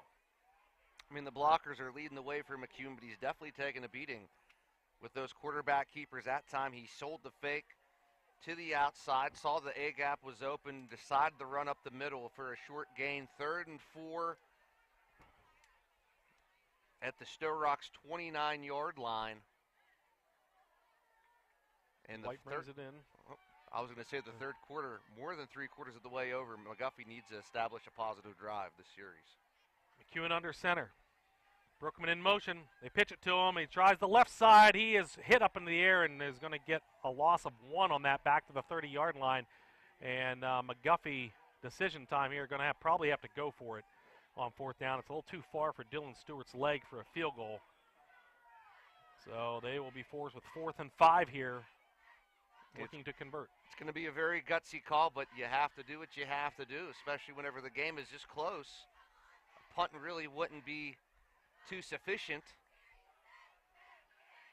But going for it doesn't seem too far-fetched either, now does it? I think he might be calling a timeout. Yeah, the play clock at play about clock's 12 all the way down to seconds. 13, and he's not having Ryan Keith run the play in yet. That might come back to haunt them, calling an early timeout. This isn't really early for Coach Ed. there's less than 4 minutes left in the 3rd quarter. Usually he's leaves 1 or 2 of them by now. You're usually down to your last one. He takes the timeout with 3:48 to go in the 3rd. Stowe Rocks leads 6-0 over McGuffey. We're right back here on the McGuffey Sports Network, powered by Area 8 Sports Shop, here on the Triple Live High School Sports Network. Hi, this is Rusty Pettit with Cruise Planners. We're a full-service travel agency, and we can help you plan your next cruise, a vacation to an all-inclusive resort, a destination wedding, a honeymoon, or taking the kids to Disney World. It would be our pleasure to help you and your family plan your dream vacation. Visit our website, www.rocktheboatcruiseandtravel.com, or call me, Rusty Pettit, at 412-770-6511, and let's start planning. Welcome back here to Highlander Stadium. The McGuffey uses their first time out of the second half. It is with 3:48 to go, and they are set up with 4th down and 5 on the Stowe Rocks 30-yard line. They need to get down to the 25 here. Let's see what Coach Ed Dalton calls here on this 4th down play, and looking to answer the Stowe Rocks touchdown that they just scored on their last drive. Dylan Droboy in at fullback, keep that note in mind right now as they come set. See if they try a hard count as well. Man in motion's Dietrich. Fake the pitch. They throw over the middle. He's got a man. It's Brookman. It's incomplete. Oh, he had Brookman down there open behind the secondary, and he underthrew him by just a bit. And the turnover on downs will give Stowe Rocks the ball at their own 30-yard line. And McEwen knows it's a heartbreaker. It was a great route run by Brookman, but just a little bit underthrown by about a half yard or so out of his reach. And that one's going to sting as the McGuffey offense stalls yet again here in the third quarter. So now a big test for the Highlander defense here. They gave up the score on the last drive, and this is not a team you want to fall multiple scores behind, especially with the type of game McGuffey wants to play, moving the ball on offense. So they come out again in the shotgun. This time it is number 1, Isaiah Davis, to the left of Jenkins, their quarterback. And their injured players back in there as they give it to Davis up the middle. That's going to be a gain of about 3 out to the 33-yard line. So Dre Miller-Ross back in the game for the Vikings. He was the injured player on the last drive. Nice to see him back out there after that knee injury. You kind of said whenever he got injured there on the far sideline, he kind of went backwards and kind of fell over himself. But nice to see he was able to shake off that short injury. Sto-Rox comes out here for the 2nd down and 7 in the shotgun once more. 3 wide receivers to the left, and Miller-Ross in motion. They pitch it to him, and he's going to try to get around the left side. He does get hit, and he's still on his feet, and eventually brought down, looks like maybe a gain of 1. The ball came out late, but they're going to say he was down. And I think they're going to give him a gain of 1 to the 34, which will bring up 3rd and 6. Yeah, Miller-Ross looked like he was about to have the ball stripped from out of him, but they blew him dead as he was already down. And definitely some high tensions down there on the field. Miller-Ross getting up with a little bit of an attitude, it looked like. But this is a short 3rd and 6. Big test here for the McGuffey defense. Shotgun here, 4 wide, 2 to the near side, 2 to the far side as well. Hibbler to the right of Jenkins. Jenkins gets a snap. He's back to pass. He's looking. He's going to be pushed up the middle. He's hit and dropped in the backfield for a sack. Tristan McAdoo was there along with a couple other defenders. We've got number 51, who is Evan Brookman, and he helped out. And I tell you what, that's a huge sack here to bring up 4th down and 12. I mean, it was amazing to see the linebacking core kind of come in on the blind side of the quarterback, Jenkins, on that one. And it was, not what you want to see in the eyes of a quarterback. You have 3 defenders kind of bull rushing at you, and he definitely paid the price on that last play. Last time Miller-Ross punted, the snap was low. We'll see if he gets a cleaner one this time. It does. And with the left foot, sends a nice punt. It's going to go across midfield, hop up in the air, and then take a Stowe Rocks bounce inside the McGuffey 40 to about the 36-yard line where it'll be down. And that'll be where the Highlanders take over. So that's a nice punt there by Dre Miller-Ross. He's been doing a lot for them tonight on defense, special teams, and had some plays on offense as well.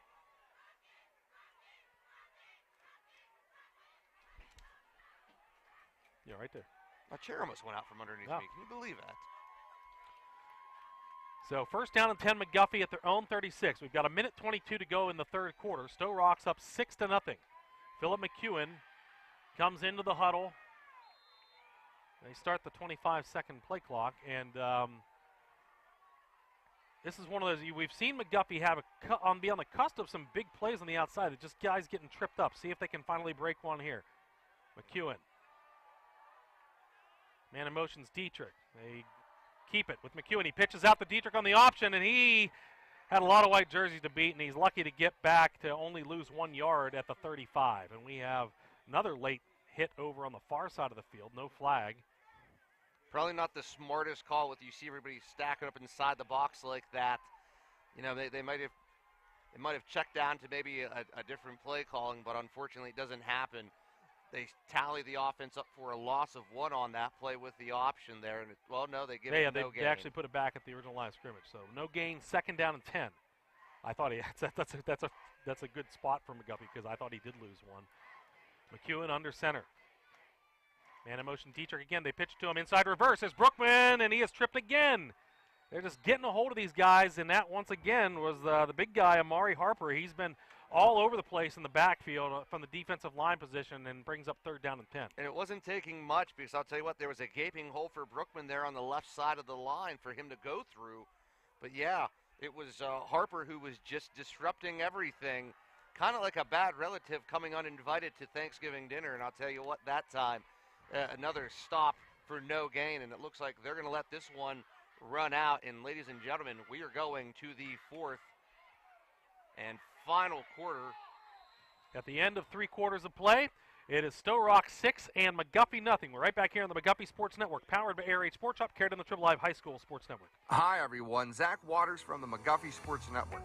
Whenever your home or business decides to give you a headache, turn to the experts you can trust at McKean Plumbing and Heating, located at 468 West Chestnut Street in Washington, and is your source for plumbing, heating, electrical, and air conditioning.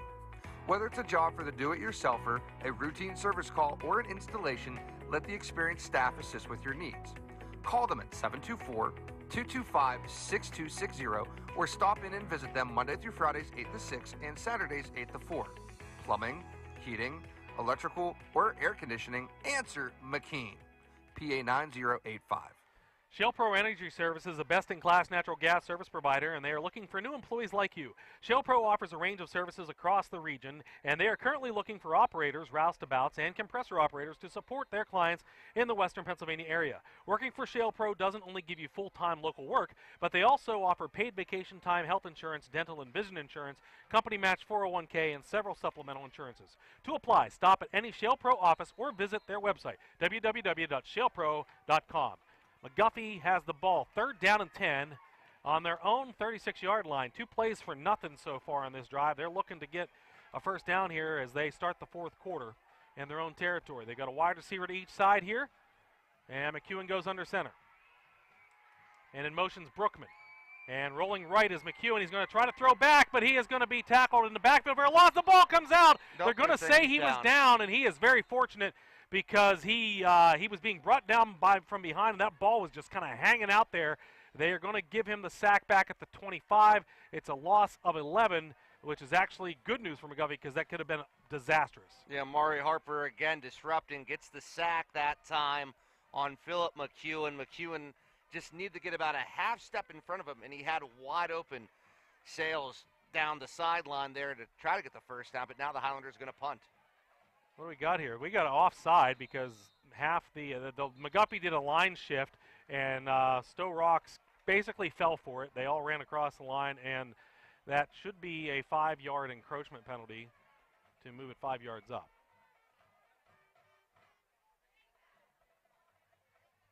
That was a planned play, set play by McGuffey, where they moved the punting formation to the right side. Are they going to wave this one off? There's got to be a flag on somebody. Well, let's see what the call is. Offside. Yeah. Yep, Sto-Rox, encroachment. There we go. So that will move it up to the 30. Still 4th down and 16. So McGuffey's still punting, but maybe they try to go with the hard count this time around to try to throw him off. They maybe get 5 more. They do it again, and yeah, there he is jumps. again. He got another free 5 yards. The same guy jumped. It was Isaiah, that was number 7 for us. It was Eric McGuire, and it's basically, at least he was the only one for them this time. Last time they had half the team. This time it was just Eric McGuire, so we'll see. Now he's going to be called to the sideline. So if anybody jumps offside this time, it won't be him. No, but that kind of sets up McGuffey in a decent field position here at the 35. 4th and 11 now. They move everybody over to the right for this punt. There's the snap. Crow gets it off. Oh, he and gets he is hit. hit, and there's no flag. He was tackled after the punt, and there is not even a flag by him. And he had the official But right in front of him. nonetheless, no roughing call, so Stowe Rocks takes over. The punt goes out of bounds on the far side of the field, across midfield, right at the 45-yard line. Let's see if they keep it there. Last time McGuffey punted, they moved it 6 yards onto the other side of the midfield stripe. I mean, that was definitely a missed call on the punter, Crow, because he got sacked right as he released the ball and dropped it there on the punt. He got tackled. That should have been a call for 15. So 1st and 10, Stowe Rocks with the ball again at good field position near midfield. And they are going to come out in the pistol again. Couple running backs back there. This looks like another direct snap opportunity by Jenkins, or with Jenkins back there as well. 3 running backs around him. He gets it, and he's got Eric Donnelly to beat. Now chasing him from behind. There's a couple McGuffey defenders, and eventually Connor Crow brings him out of bounds after a gain of about, we'll see what they mark him out. It should be a gain of about 4. Logan Smith was in there behind him, too, trying to chase him down. It's a gain of 5. They're going to give him midfield. He got a full extra yard out of that. I mean, he had everybody on the He wasn't defense. even close to the 50. No. He was barely at the 49, but they gave him a gave gain him of 5. gift. Yeah. I mean, an unbelievable run, though. But, yeah, you had all the linebackers and a couple of the defensive linemen kind of chasing behind him. So a 2nd and a short 5 at midfield for Stowe Rocks. 4 wide again. Jenkins with Hibbler to his right. Gets the snap, looking to his left. Pressure, he throws over the middle. It's in, dropped again. This time it was Jamont Green Miller who had it right between his hands and just can't hold on. And that crossing route has been there all day for the Vikings. And that's what Coach Edward Dalton wants to know. He's like, who's supposed to cover him? And that'll bring up 3rd down and 5 after the incompletion. Yeah, it's amazing how wide open the middle has been for Stowe Rocks. It's almost as if someone's misreading a key component there. And they're going back, and, well, nobody's home. And, you know, if I'm Stowe Rocks, I'm going to continue to run that play until someone can finally stop me. Or until someone catches it. Oh, that, too. 3rd and 5. Jenkins in the shotgun with Hibbler to his right again. He's going to move him to his left side and put him in motion. Watch out for that screen pass again. This time in the backside, it's Donnelly. He's going to throw. He's got a way out and wide open. Hibbler got it at the 40 and across the 35, 1st down. And we got a McGuffey player down in the backfield. That looks like Tristan McAdoo near where Jenkins was hit. He's not moving.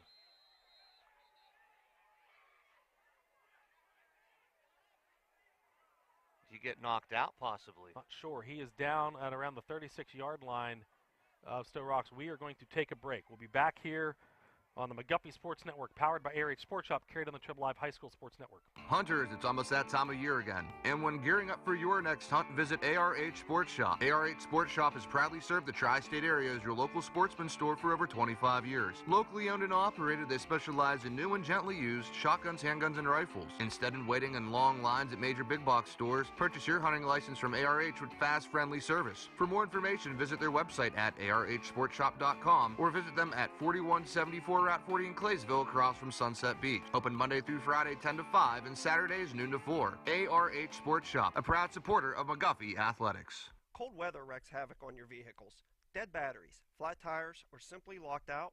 Call McAdoo's Towing and Crane Services. McAdoo's offers roadside services, including fuel delivery, lockout assistance, jump starts, and tire changes, including 24-hour towing, recovery, hauling services for vehicles and loads of all sizes. Need crane service? No problem. McAdoo's is capable of 24-hour crane service and assistance with a fleet of 8 cranes. A family-owned and operated company since 1965. Why call just anyone when you can call a family you can trust? 724-484-7300. McAdoo's Towing and Crane Services. Their business is picking up. Highlanders Nation, looking for that perfect piece of clothing to showcase your McGuffey spirit? Look no further than Fanatic Impressions at 166 South Main Street in Washington.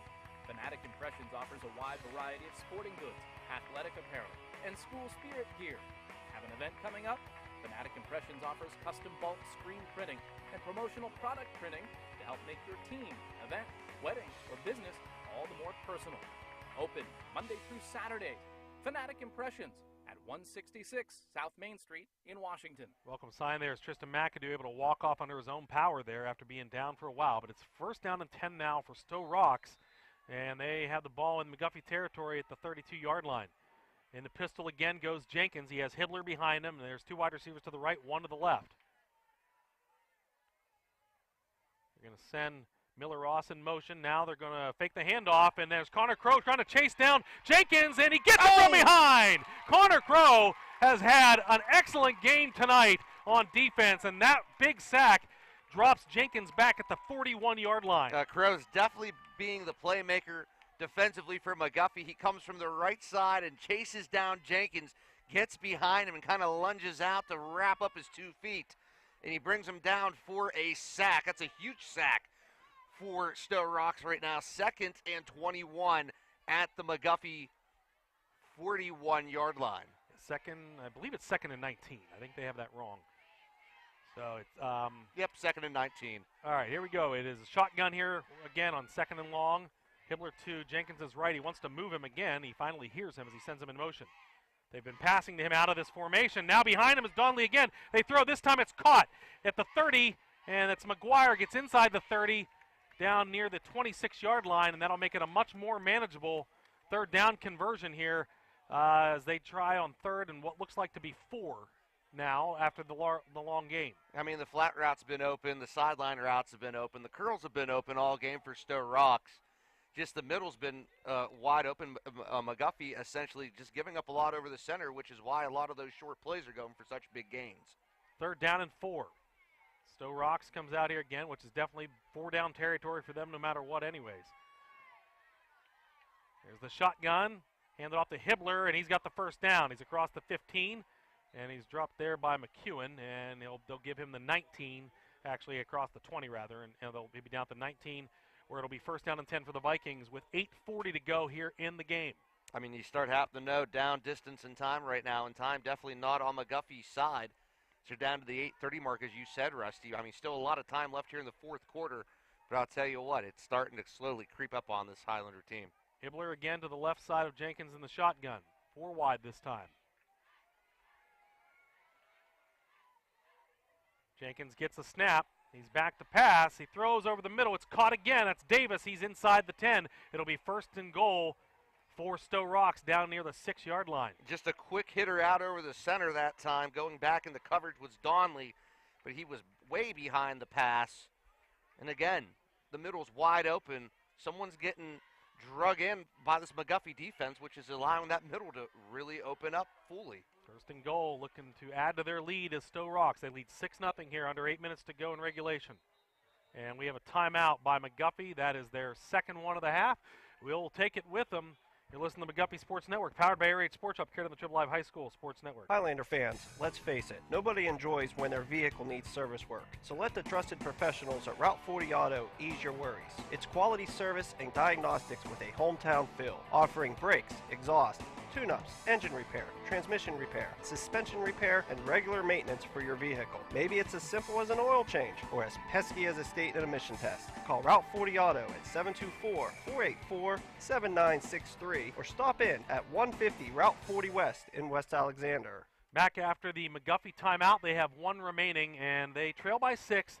Stowe Rocks has it 1st and goal at the McGuffey 6. It is 6-0, and Stowe Rocks knocking on the door again, trying to go up by 2 scores, which would seem like an awful lot in this game because McGuffey just hasn't been able to get the big plays tonight. So they have had some drives, but it's been moving the sticks one by one, and you don't want to fall behind 2 scores here. So this is a big test for the McGuffey defense. Yeah, they really need to try to make a stance right now, but 1st and goal from the 6. I mean, this is going to be a real big test. They come out 4 wide again. Stowe Rocks in the shotgun with Hibbler to Jenkins' left.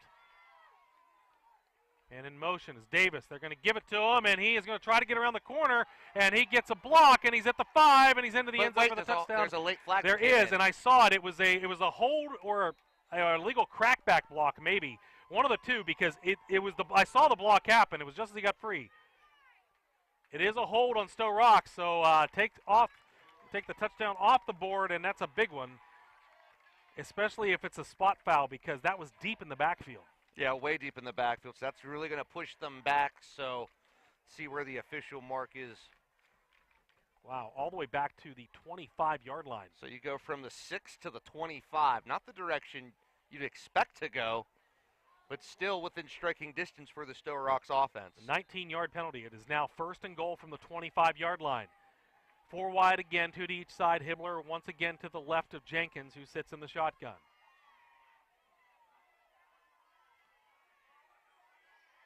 McGuffey shows blitz. They bring it, and it is picked up. Jenkins, and the pocket collapses, and he goes down at the 30-yard line. Getting in there was number 55, Troy Falosk, and that's going to bring up 2nd down and goal from the 30. Yeah, that time the big man comes busting on through like the Kool-Aid guy, screaming, "Oh yeah!" as he sacks the quarterback Jenkins, and it's Troy Falosk makes his presence known to this Stowe Rocks offense. 2nd down and goal from the 30, and Stowe Rocks is going to come out with 3 wide receivers. They'll have 2. Actually, no, they are going 4 wide. They're going 5 wide. Nobody in the backfield with Jenkins. 5 wide. 3 to the right, 2 to the left. Jenkins alone in the backfield. Look for the short crossing route again. And Tristan McAdoo back in the game, shows blitz. They're thrown into the end zone. It's over the intended target. And he was looking for McGuire. Throws it over his head. The incompletion brings up. Should be a 3rd and 30. 3rd and goal from the 30. Yeah, McEwen went back into the coverage, and Crow also went back in the double coverage. And they were able to help kind of disrupt that a little bit. No penalties called, which is what you want to see, but this is a huge critical down for Stowe Rocks. 3rd and goal, right? 3rd and goal from the 30. Yeah, 3rd and goal from the 30. Jenkins comes into the huddle. And they've got a man over on the left side. That is Miller Ross. All right, 3 wide this time. They're going to have to call timeout. They were did they get it off? I think they did. No, McGuffey called timeout. No, Stowe Rocks. The referee had it wrong there. It starts as Stowe Rocks' timeout. That is their first of the half. We'll take it with them with 6:49 to go in regulation. Stowe Rocks leads 6-0 over McGuffey. We'll be right back here on the McGuffey Sports Network, powered by Air 8 Sports Shop on the Trib Live High School Sports Network. Looking for beautiful yet gently used items for your home, apartment, or office? Then visit the Back Lot, located at 840 Ray Street in Washington. The Back Lot, formerly known as Badillions, has proudly served the Washington County area for over 50 years. They offer a wide variety selection of furniture, appliances, home furnishings, college dorm supplies, antiques, and sporting goods. With their ever-changing selection of amazing finds and great savings, any item purchased can be brought home the same day, saving you more than you ever could imagine. Like them on Facebook or call them at 724-705-7662. The Back Lot. No thrills, just deals. Something for everyone. Welcome back after the timeout by Stowe Rocks. Their first of the half. It comes with 6:49 to go in the 4th quarter. They lead 6-0. They have the ball 1st and goal, but it's on the 30-yard line of McGuffey. So 1st and goal from the 30 after a penalty and a sack. So they'll come out this time in the shotgun again. Looks like 3 wide receivers, 2 to the right, 1 to the left. Hibbler is in the backfield beside Jenkins to his right. They send Miller Ross in motion. He's going to the right side. And here's a blitz up the middle. Looks like a screen pass. They've got it to Hibbler. He's at the 25, makes a move, and he's hit there and dropped as he crosses the 25 down near the 24-yard line. Gain of 6 on the play brings up 4th down and goal from the 24. And you know what? Stowe Rocks is going to have to go for it here. 6.5 to go in the 4th quarter, but you have to watch. They might try to hit over across the middle as they've done in the past, or they might try to throw the deep ball. Both are a threat, but McGuffey really has to stay home on this one. Read the keys properly, and they could easily get the ball right at the 23 and begin a drive, but it all depends on this play right here. 4 wide this time. 2 to the left, 2 to the right. Hibbler again to the right side of Jenkins. 4th down and goal. He gets a snap. Pressure. And it backs off. They're going to throw. It's going to be caught, but it's going to be short of the goal line, so McGuffey will take over the ball, but it'll be deep in their territory. The ball was caught and then tackled all the way down at the 2-yard line. And that was number 11. That was Draymond Miller-Ross catching the pass. He has stopped short, but, man, that gives you, if you're Stowe Rocks, that gives you kind of what you want. It's almost like an excellent punt that just pinned McGuffey back at their own 2. And McGuffey with 1 timeout to go, 5:57 on the clock here in the 4th quarter. You're trailing by 6. They control their destiny right now, Rusty, but they have to play smart. And it's all going to start with this next play and hopefully getting their backs out from being pinned in their own end zone.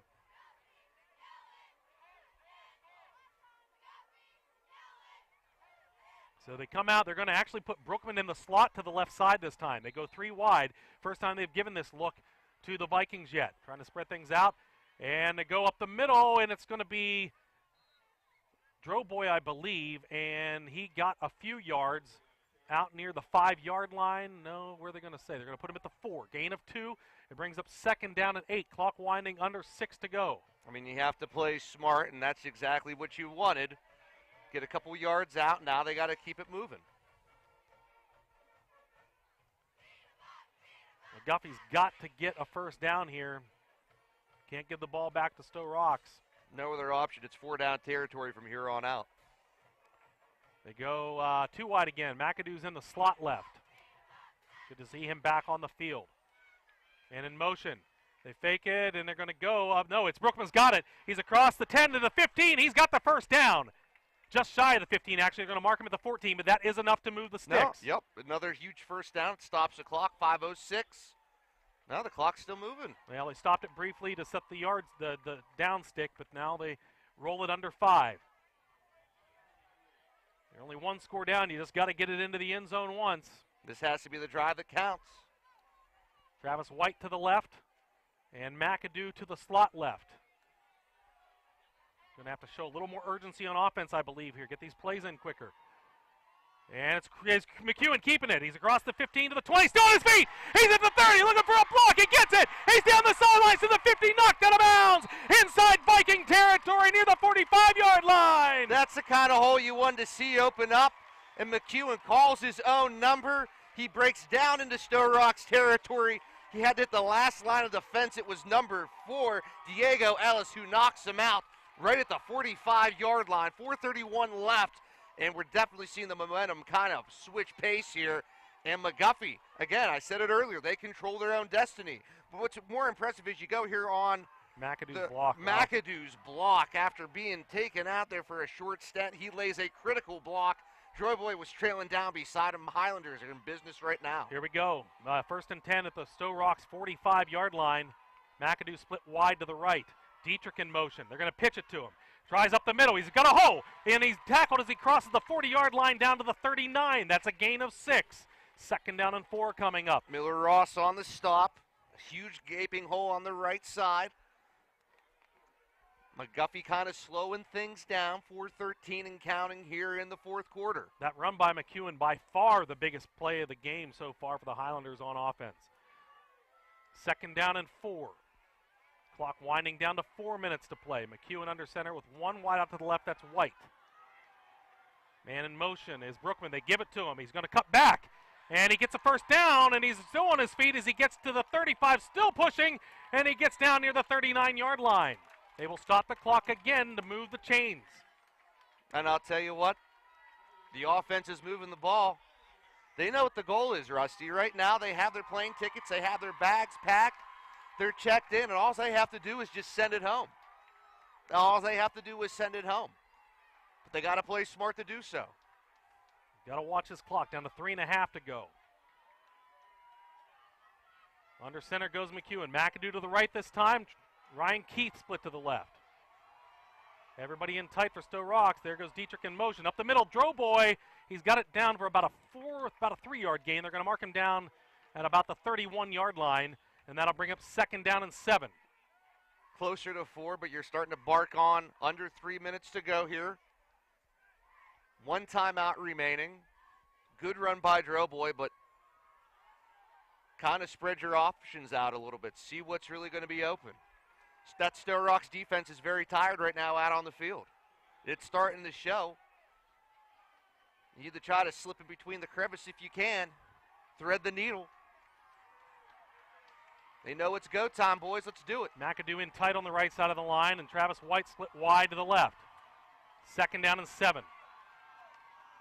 And in motion, Brookman. They give it to him on the jet sweep. Tries to get around the corner. 30. Breaks the tackle. 25. 20. He's got the first down inside the 15. He's pushed out of bounds. Down near the 10-yard line. They set up shop. He finds the hole on the left side. McGuffey inside about the 10-yard line. He gets out of bounds. Brookman knew down distance and how close he was as that sideline. And what a nice block there on the outside. Number 84, Travis White.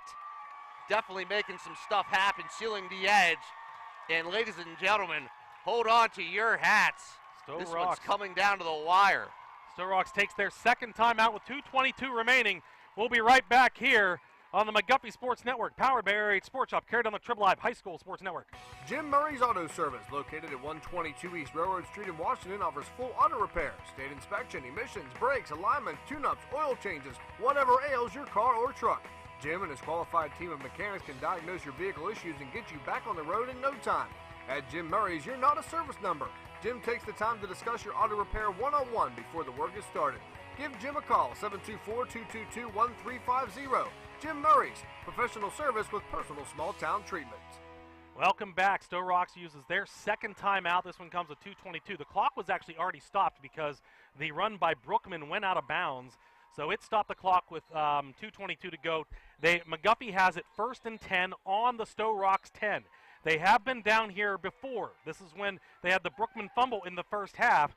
So this time Stowe Rocks looking to keep him out of the end zone. McGuffey knocking on the door late in this contest. I mean, listen to the energy here, too. McAdoo lined up on the right side as a tight end this time. Ryan Keith split to the left. McEwen goes under center, 1st and goal. And he's going to keep it left side. He's still on his feet. He gets a couple yards down near the 8-yard line. Okay, so nice little gain of 2. You're about to hit the 2-minute warning. You still have one timeout. Yeah, it was no official 2-minute warning. I guess well, it doesn't official, stop right. at 2 minutes. Yeah, it doesn't stop. I should add that, but you're hitting the 2-minute warning. So clock will wind under 10 minutes here as they get ready for this snap. Score is 6-0 Stowe Rocks. You can see the scoreboard there on your screen if you're watching with us live. Saying rev it up. McAdoo wide to the right. Travis White split to the left side, which is the short side of the field. McEwen goes under center. He drops the fumble. It's on the ground, and Stowe Rocks says they have it. Nope, I think it's going to be McGuffey ball. Stowe Rocks says they have the ball, and they do have it. What a crushing overturn of play. The referee gives the ball. It's Stowe Rocks' ball, and that is. No, they haven't. The referee came out and pointed Stowe Rocks' ball. He did, didn't he? No. He came out and pointed. Now he did. Yeah, he pointed towards Stowe Rocks. The guy with the white hat, the referee. Well, I was waiting for it earlier. They didn't see it. Yes, he came out. He pointed, and man, what a blow. Stowe Rocks can run out this clock here. McGuffey only has the one timeout remaining. Oh, that hurts. That's a punch in the gut. Wow. You had all that momentum down to the 8 for a bad snap. And that's what it looked like, a bad snap. McGuffey with one timeout in 1:37. McGuffey will hope that they can get some fortune here. Maybe Stowe Rocks has some trouble with a snap of their own, but with 1:37 to go, McGuffey only with the one timeout. Things are looking bleak here. They will come out in what should be victory formation if you're Stowe Rocks. They do send a couple wideouts to the left side.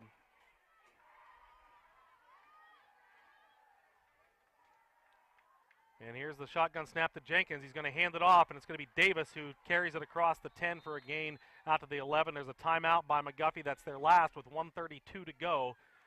So that'll be a gain of 3. When we come back here, it'll be 2nd down and 7. You listen to the McGuffey Sports Network, powered by Air 8 Sports Shop, carried on the Trib Live High School Sports Network. Are you planning a holiday but need some assistance? Might be confusing, but here's a solution. Sky's the Limit Travel. Since 2014, Sky's the Limit Travel has been guiding travelers to their vacation destination. Whether it's a family or group vacation, luxurious or romantic getaway, Sky's Limit Travel is happy to assist. Also specializing in cruises and all-inclusive resorts. Sky's Limit Travel offers destination guides for the perfect vacation getaway. For more information, visit their website at skyslimittravel.net or call them at 724-413-3182. Sky's the Limit Travel. Lose yourself in the Caribbean. A Travelers Planner International affiliate. So Stowe Rocks will come out here 2nd down and 8 now, they're saying. That was the last time out by McGuffey with 1:32 to go. They will come out in the same formation. McGuffey's going to have to cause a turnover here if they want to have a prayer in this contest. Jenkins in the shotgun. He gets it, and he's going to hand it off, and then they're going to give it to Hibbler, and he gets across, and he's got some room. Hibbler down the sidelines with a first down, still running. Hibbler's going to take it to the house. That's going to seal the deal. Hibbler is going to go all the way for an 80-yard gain. He dropped the ball. He dropped the ball at the 1-yard line. Pick it up, McGuffey. Tristan McAdoo has it. He's got the ball and running with it. He's out to the 24. Hold the phone. Hold the phone. Hibbler dropped the ball at the 1-yard line. What an unbelievable turn of events. Why would Who you was do the wide such a thing? receiver for the Philadelphia Eagles that did that? It was that, you remember what I'm talking about? Yes. He dropped it there. I saw him do it. The dropped referee it right marked at the the ball one, right yeah. there. Then he threw it out, too. He threw out Now, his marker, so it should yes, be a McGuffey ball. and Tristan McAdoo alertly picked it up and got it back to the 29 or 24-yard line. So McGuffey has a minute 12 here. They have no timeouts. Wow. What an unfortunate turn of events for Stowe Rocks, but now McGuffey gets a mulligan. This is why you don't showboat, kids. Exactly. Act like you've been there. There's no, well, or act like you can get there first. Yeah, that too. And we got a timeout by Stowe Rocks. That is their last. And we're going to keep it here. Here we go back to the replay, and you see Hibbler get to the outside. He starts shedding, and McEwen tries to get a hand on it, and he just starts running, and then he starts going diagonal here. If we can Watch get it. things to He's slow going to up, lay it 20, down. 10, inside the 5, and he lets it go. And there he goes. Right. Actually, he was about the 2. He lets it go at the 2. What and are you thinking? McAdoo picks it up astonishingly, and he starts running, and I think that was Connor Crow behind him who signals, get going, get north. Man, if McAdoo can get past that defender, who was it made that tackle? Because he might have saved Stowe Rocks the game here because he forced McGuffey with the longer field. That is number, the man, of course, Dre 11. Miller Ross. Miller Ross. Yeah, and no wonder he is the player to watch this week by the Trib because he basically, if he does not tackle Tristan, who knows what happens on that play because once he does, you can see there's not another white jersey around. Yeah. McAdoo might still be running himself. And they're running it back again, but yeah, inside the 5. And where's he just drop it at? He He just drops lays it down. right at the 1. He's thinking, I've scored. That's game. Hold the phone. All right, here we go. 1st and 10 to McGuffey. Not a lot of time here. What can you do? They need another big play.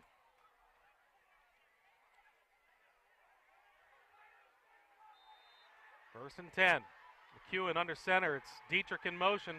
And they're going to roll. We have a flag, and it is coming from this back judge. I think this one might be against Stowe Rocks.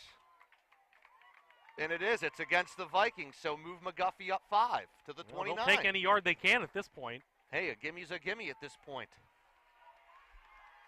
5 yards closer to where they need to be.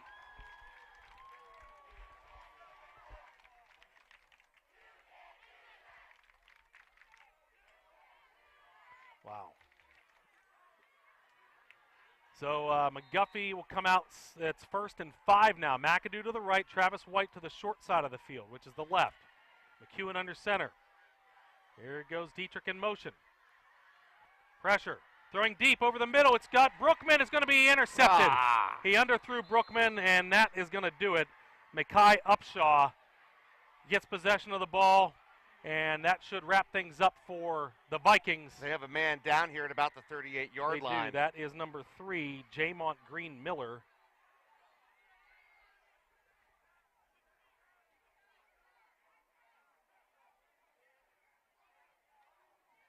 So while they look at him, we will step aside. You'll listen to McGuffey Sports Network, powered by Air Raid Sports Shop, carried on the Trib Live High School Sports Network. Looking to earn fast cash for scrap metal and vehicles? Brookman Iron and Metals will pay you top dollar for unwanted scrap metal or junk cars. Since 1931, Brookman Iron and Metals has offered the highest market prices for scrap metal, from iron to brass to vehicles. Looking to recycle? Their local family-owned company will take any recyclable metal off your hands. In addition, you have easy access to their clean location to recycle without a hassle. Don't let recyclable metal materials take up your much-needed space. Use a roll-off container from Brookman Iron and Metals to provide you with a convenient solution for your recycling needs. Brookman Iron and Metals, located at 4 Race Street in Washington, 724-222-4260. All right, they're going to carry him off the field, and I'm not sure what it was. It looked like they were attending to his lower leg. But it was Jamont Green Miller. So after the interception, it's 1st and 10, Stowe Rocks with a minute 5 to go. Now this, I said they should have came out in victory formation last time. I'm guessing they will this time. It's hard to tell. They're going to try to put one up on McGuffey possibly. It's hard to tell. Looks like they are hopefully going to do what you should in this case, is down the ball. They do what looks like victory formation. So the first time I think we've seen Jenkins go under center tonight. There's a minute 5 and nobody has any timeouts left. So if they do this correctly, they should only have to snap it twice. That's a pretty big if, though. Yeah, we've seen crazier things happen even tonight. So Jenkins under center, gets it, and he will down it back around the 37. They'll do that one more time, and that should be about it.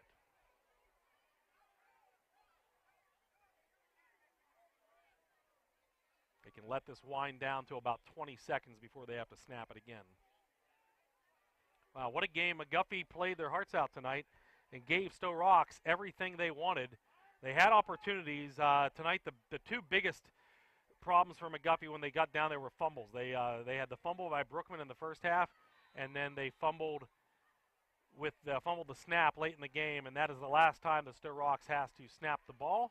So that will do it. Your final score tonight from Highlander Stadium here on homecoming night is Stowe Rocks 6 and McGuffey nothing. We'll be right back here to wrap things up on the McGuffey Sports Network, powered by Air 8 Sports Shop, carried on the Triple Live High School Sports Network. Accidents are unfortunate events and often cause stress and disruption in your daily life. Relax. Let Lombardi Auto Body help you get through this process of getting your vehicle back on the road safely and as quickly as possible. Open since 1984, Lombardi Auto Body is a family-run business that delivers the highest quality repairs with continued customer loyalty. Call Lombardi's first to schedule your free estimate. Lombardi Auto Body, 140 Highland Avenue in Washington, 724-222-3077. Since 1988, Tri-State Designs has provided customers with the highest quality awards for all occasions. Conveniently located on Main Street in Claysville, Tri-State Designs features a full showroom with many examples of the various awards they offer. Trophies, plaques, ribbons, engravings, or maybe you need a custom order. No problem. Stop in or give them a call at 724-663-5346. Tri-State Designs, a trusted award shop and proud supporter of McGuffey Athletics. Alexis Family Dentistry is a full-service general dental practice offering comprehensive dental health care service in a friendly, relaxed atmosphere. Dr. Alexis, a McGuffey graduate, is inspired to make patients her priority by working together for your healthier smile. Her goal is to help you relax and address all your questions and concerns. Your individual treatment plan is crafted to fulfill all your dental health needs and to reach your goals for a beautiful and healthy smile. Call Dr. Alexis today at 724-470-9750 to schedule your appointment. Dr. Alexis, a proud Highlander supporter. Hi, this is Rusty Pettit with Cruise Planners. We're a full-service travel agency, and we can help you plan your next cruise, a vacation to an all-inclusive resort, a destination wedding, a honeymoon, or taking the kids to Disney World. It would be our pleasure to help you and your family plan your dream vacation. Visit our website, www.rocktheboatcruiseandtravel.com, or call me, Rusty Pettit, at 412-770-6511, and let's start planning. All right, back here at Highlander Stadium, your final score tonight, Stowe Rocks 6 and McGuffey nothing. Man, what a game tonight. The only score came in the third quarter. It was Stowe Rocks had a long drive. They got down inside the 10-yard line and finished it off with a 6-yard pass from Josh Jenkins to Diego Ellis. They tried a 2-point conversion. That failed. McGuffey had some opportunities tonight. 2 times they got inside the 10-yard line, and both times they ended up fumbling those possessions. Just couldn't quite crack the ice and get into the end zone there, but what a tight one tonight. They took on a tough opponent. They were up to the task, but fell just a little bit short tonight. I mean, you hate to see that happen, but I mean, at the same time, they controlled their own destiny throughout this entire game. The 2 fumbles obviously hindered the Highlanders in more ways than one. You have to tip your hat to Stowe Rocks. They played outstanding, and, I think this might be the toughest opponent that the Highlanders face this season, along with potentially Wash High, but just an all-out battle by both sides, and it comes down to who made fewer mistakes tonight. And in this case, you know, it's kind of a toss-up. Because, I mean, both teams made some mistakes here and there, but Stowe Rocks able to capitalize on a few extra McGuffey mistakes, and that's why the score stood 6-0 here at the end of the game. Yeah, a lot that McGuffey can be proud of walking away from this loss. I'm not one of those people that believe in like moral victories or anything like that because I don't think. But I will say this: they proved that they could stay toe to toe with one of the best teams in the WPIL and a powerhouse team that's been one of the best teams. They did it. They took them right down to the wire. That should give them a lot of confidence going forward in this season. Next week they are on the road at Charleroi, which will be a very important conference matchup, and then they will come back home to take home Keystone Oaks a week after that. So next week, stay tuned to the McGuffey Sports Network. We've got all kinds of action for you. We've got girls soccer against Brownsville on October 3rd, October 4th the next night, volleyball versus Best Center, and then as I mentioned, football will be down I-70 at Charleroi for that matchup. So it's been a fun one here tonight. Wish we could have brought you a win, but still a very entertaining 6-0 loss for Stowe Rocks. It's a 6-0 win rather for Stowe Rocks over McGuffey.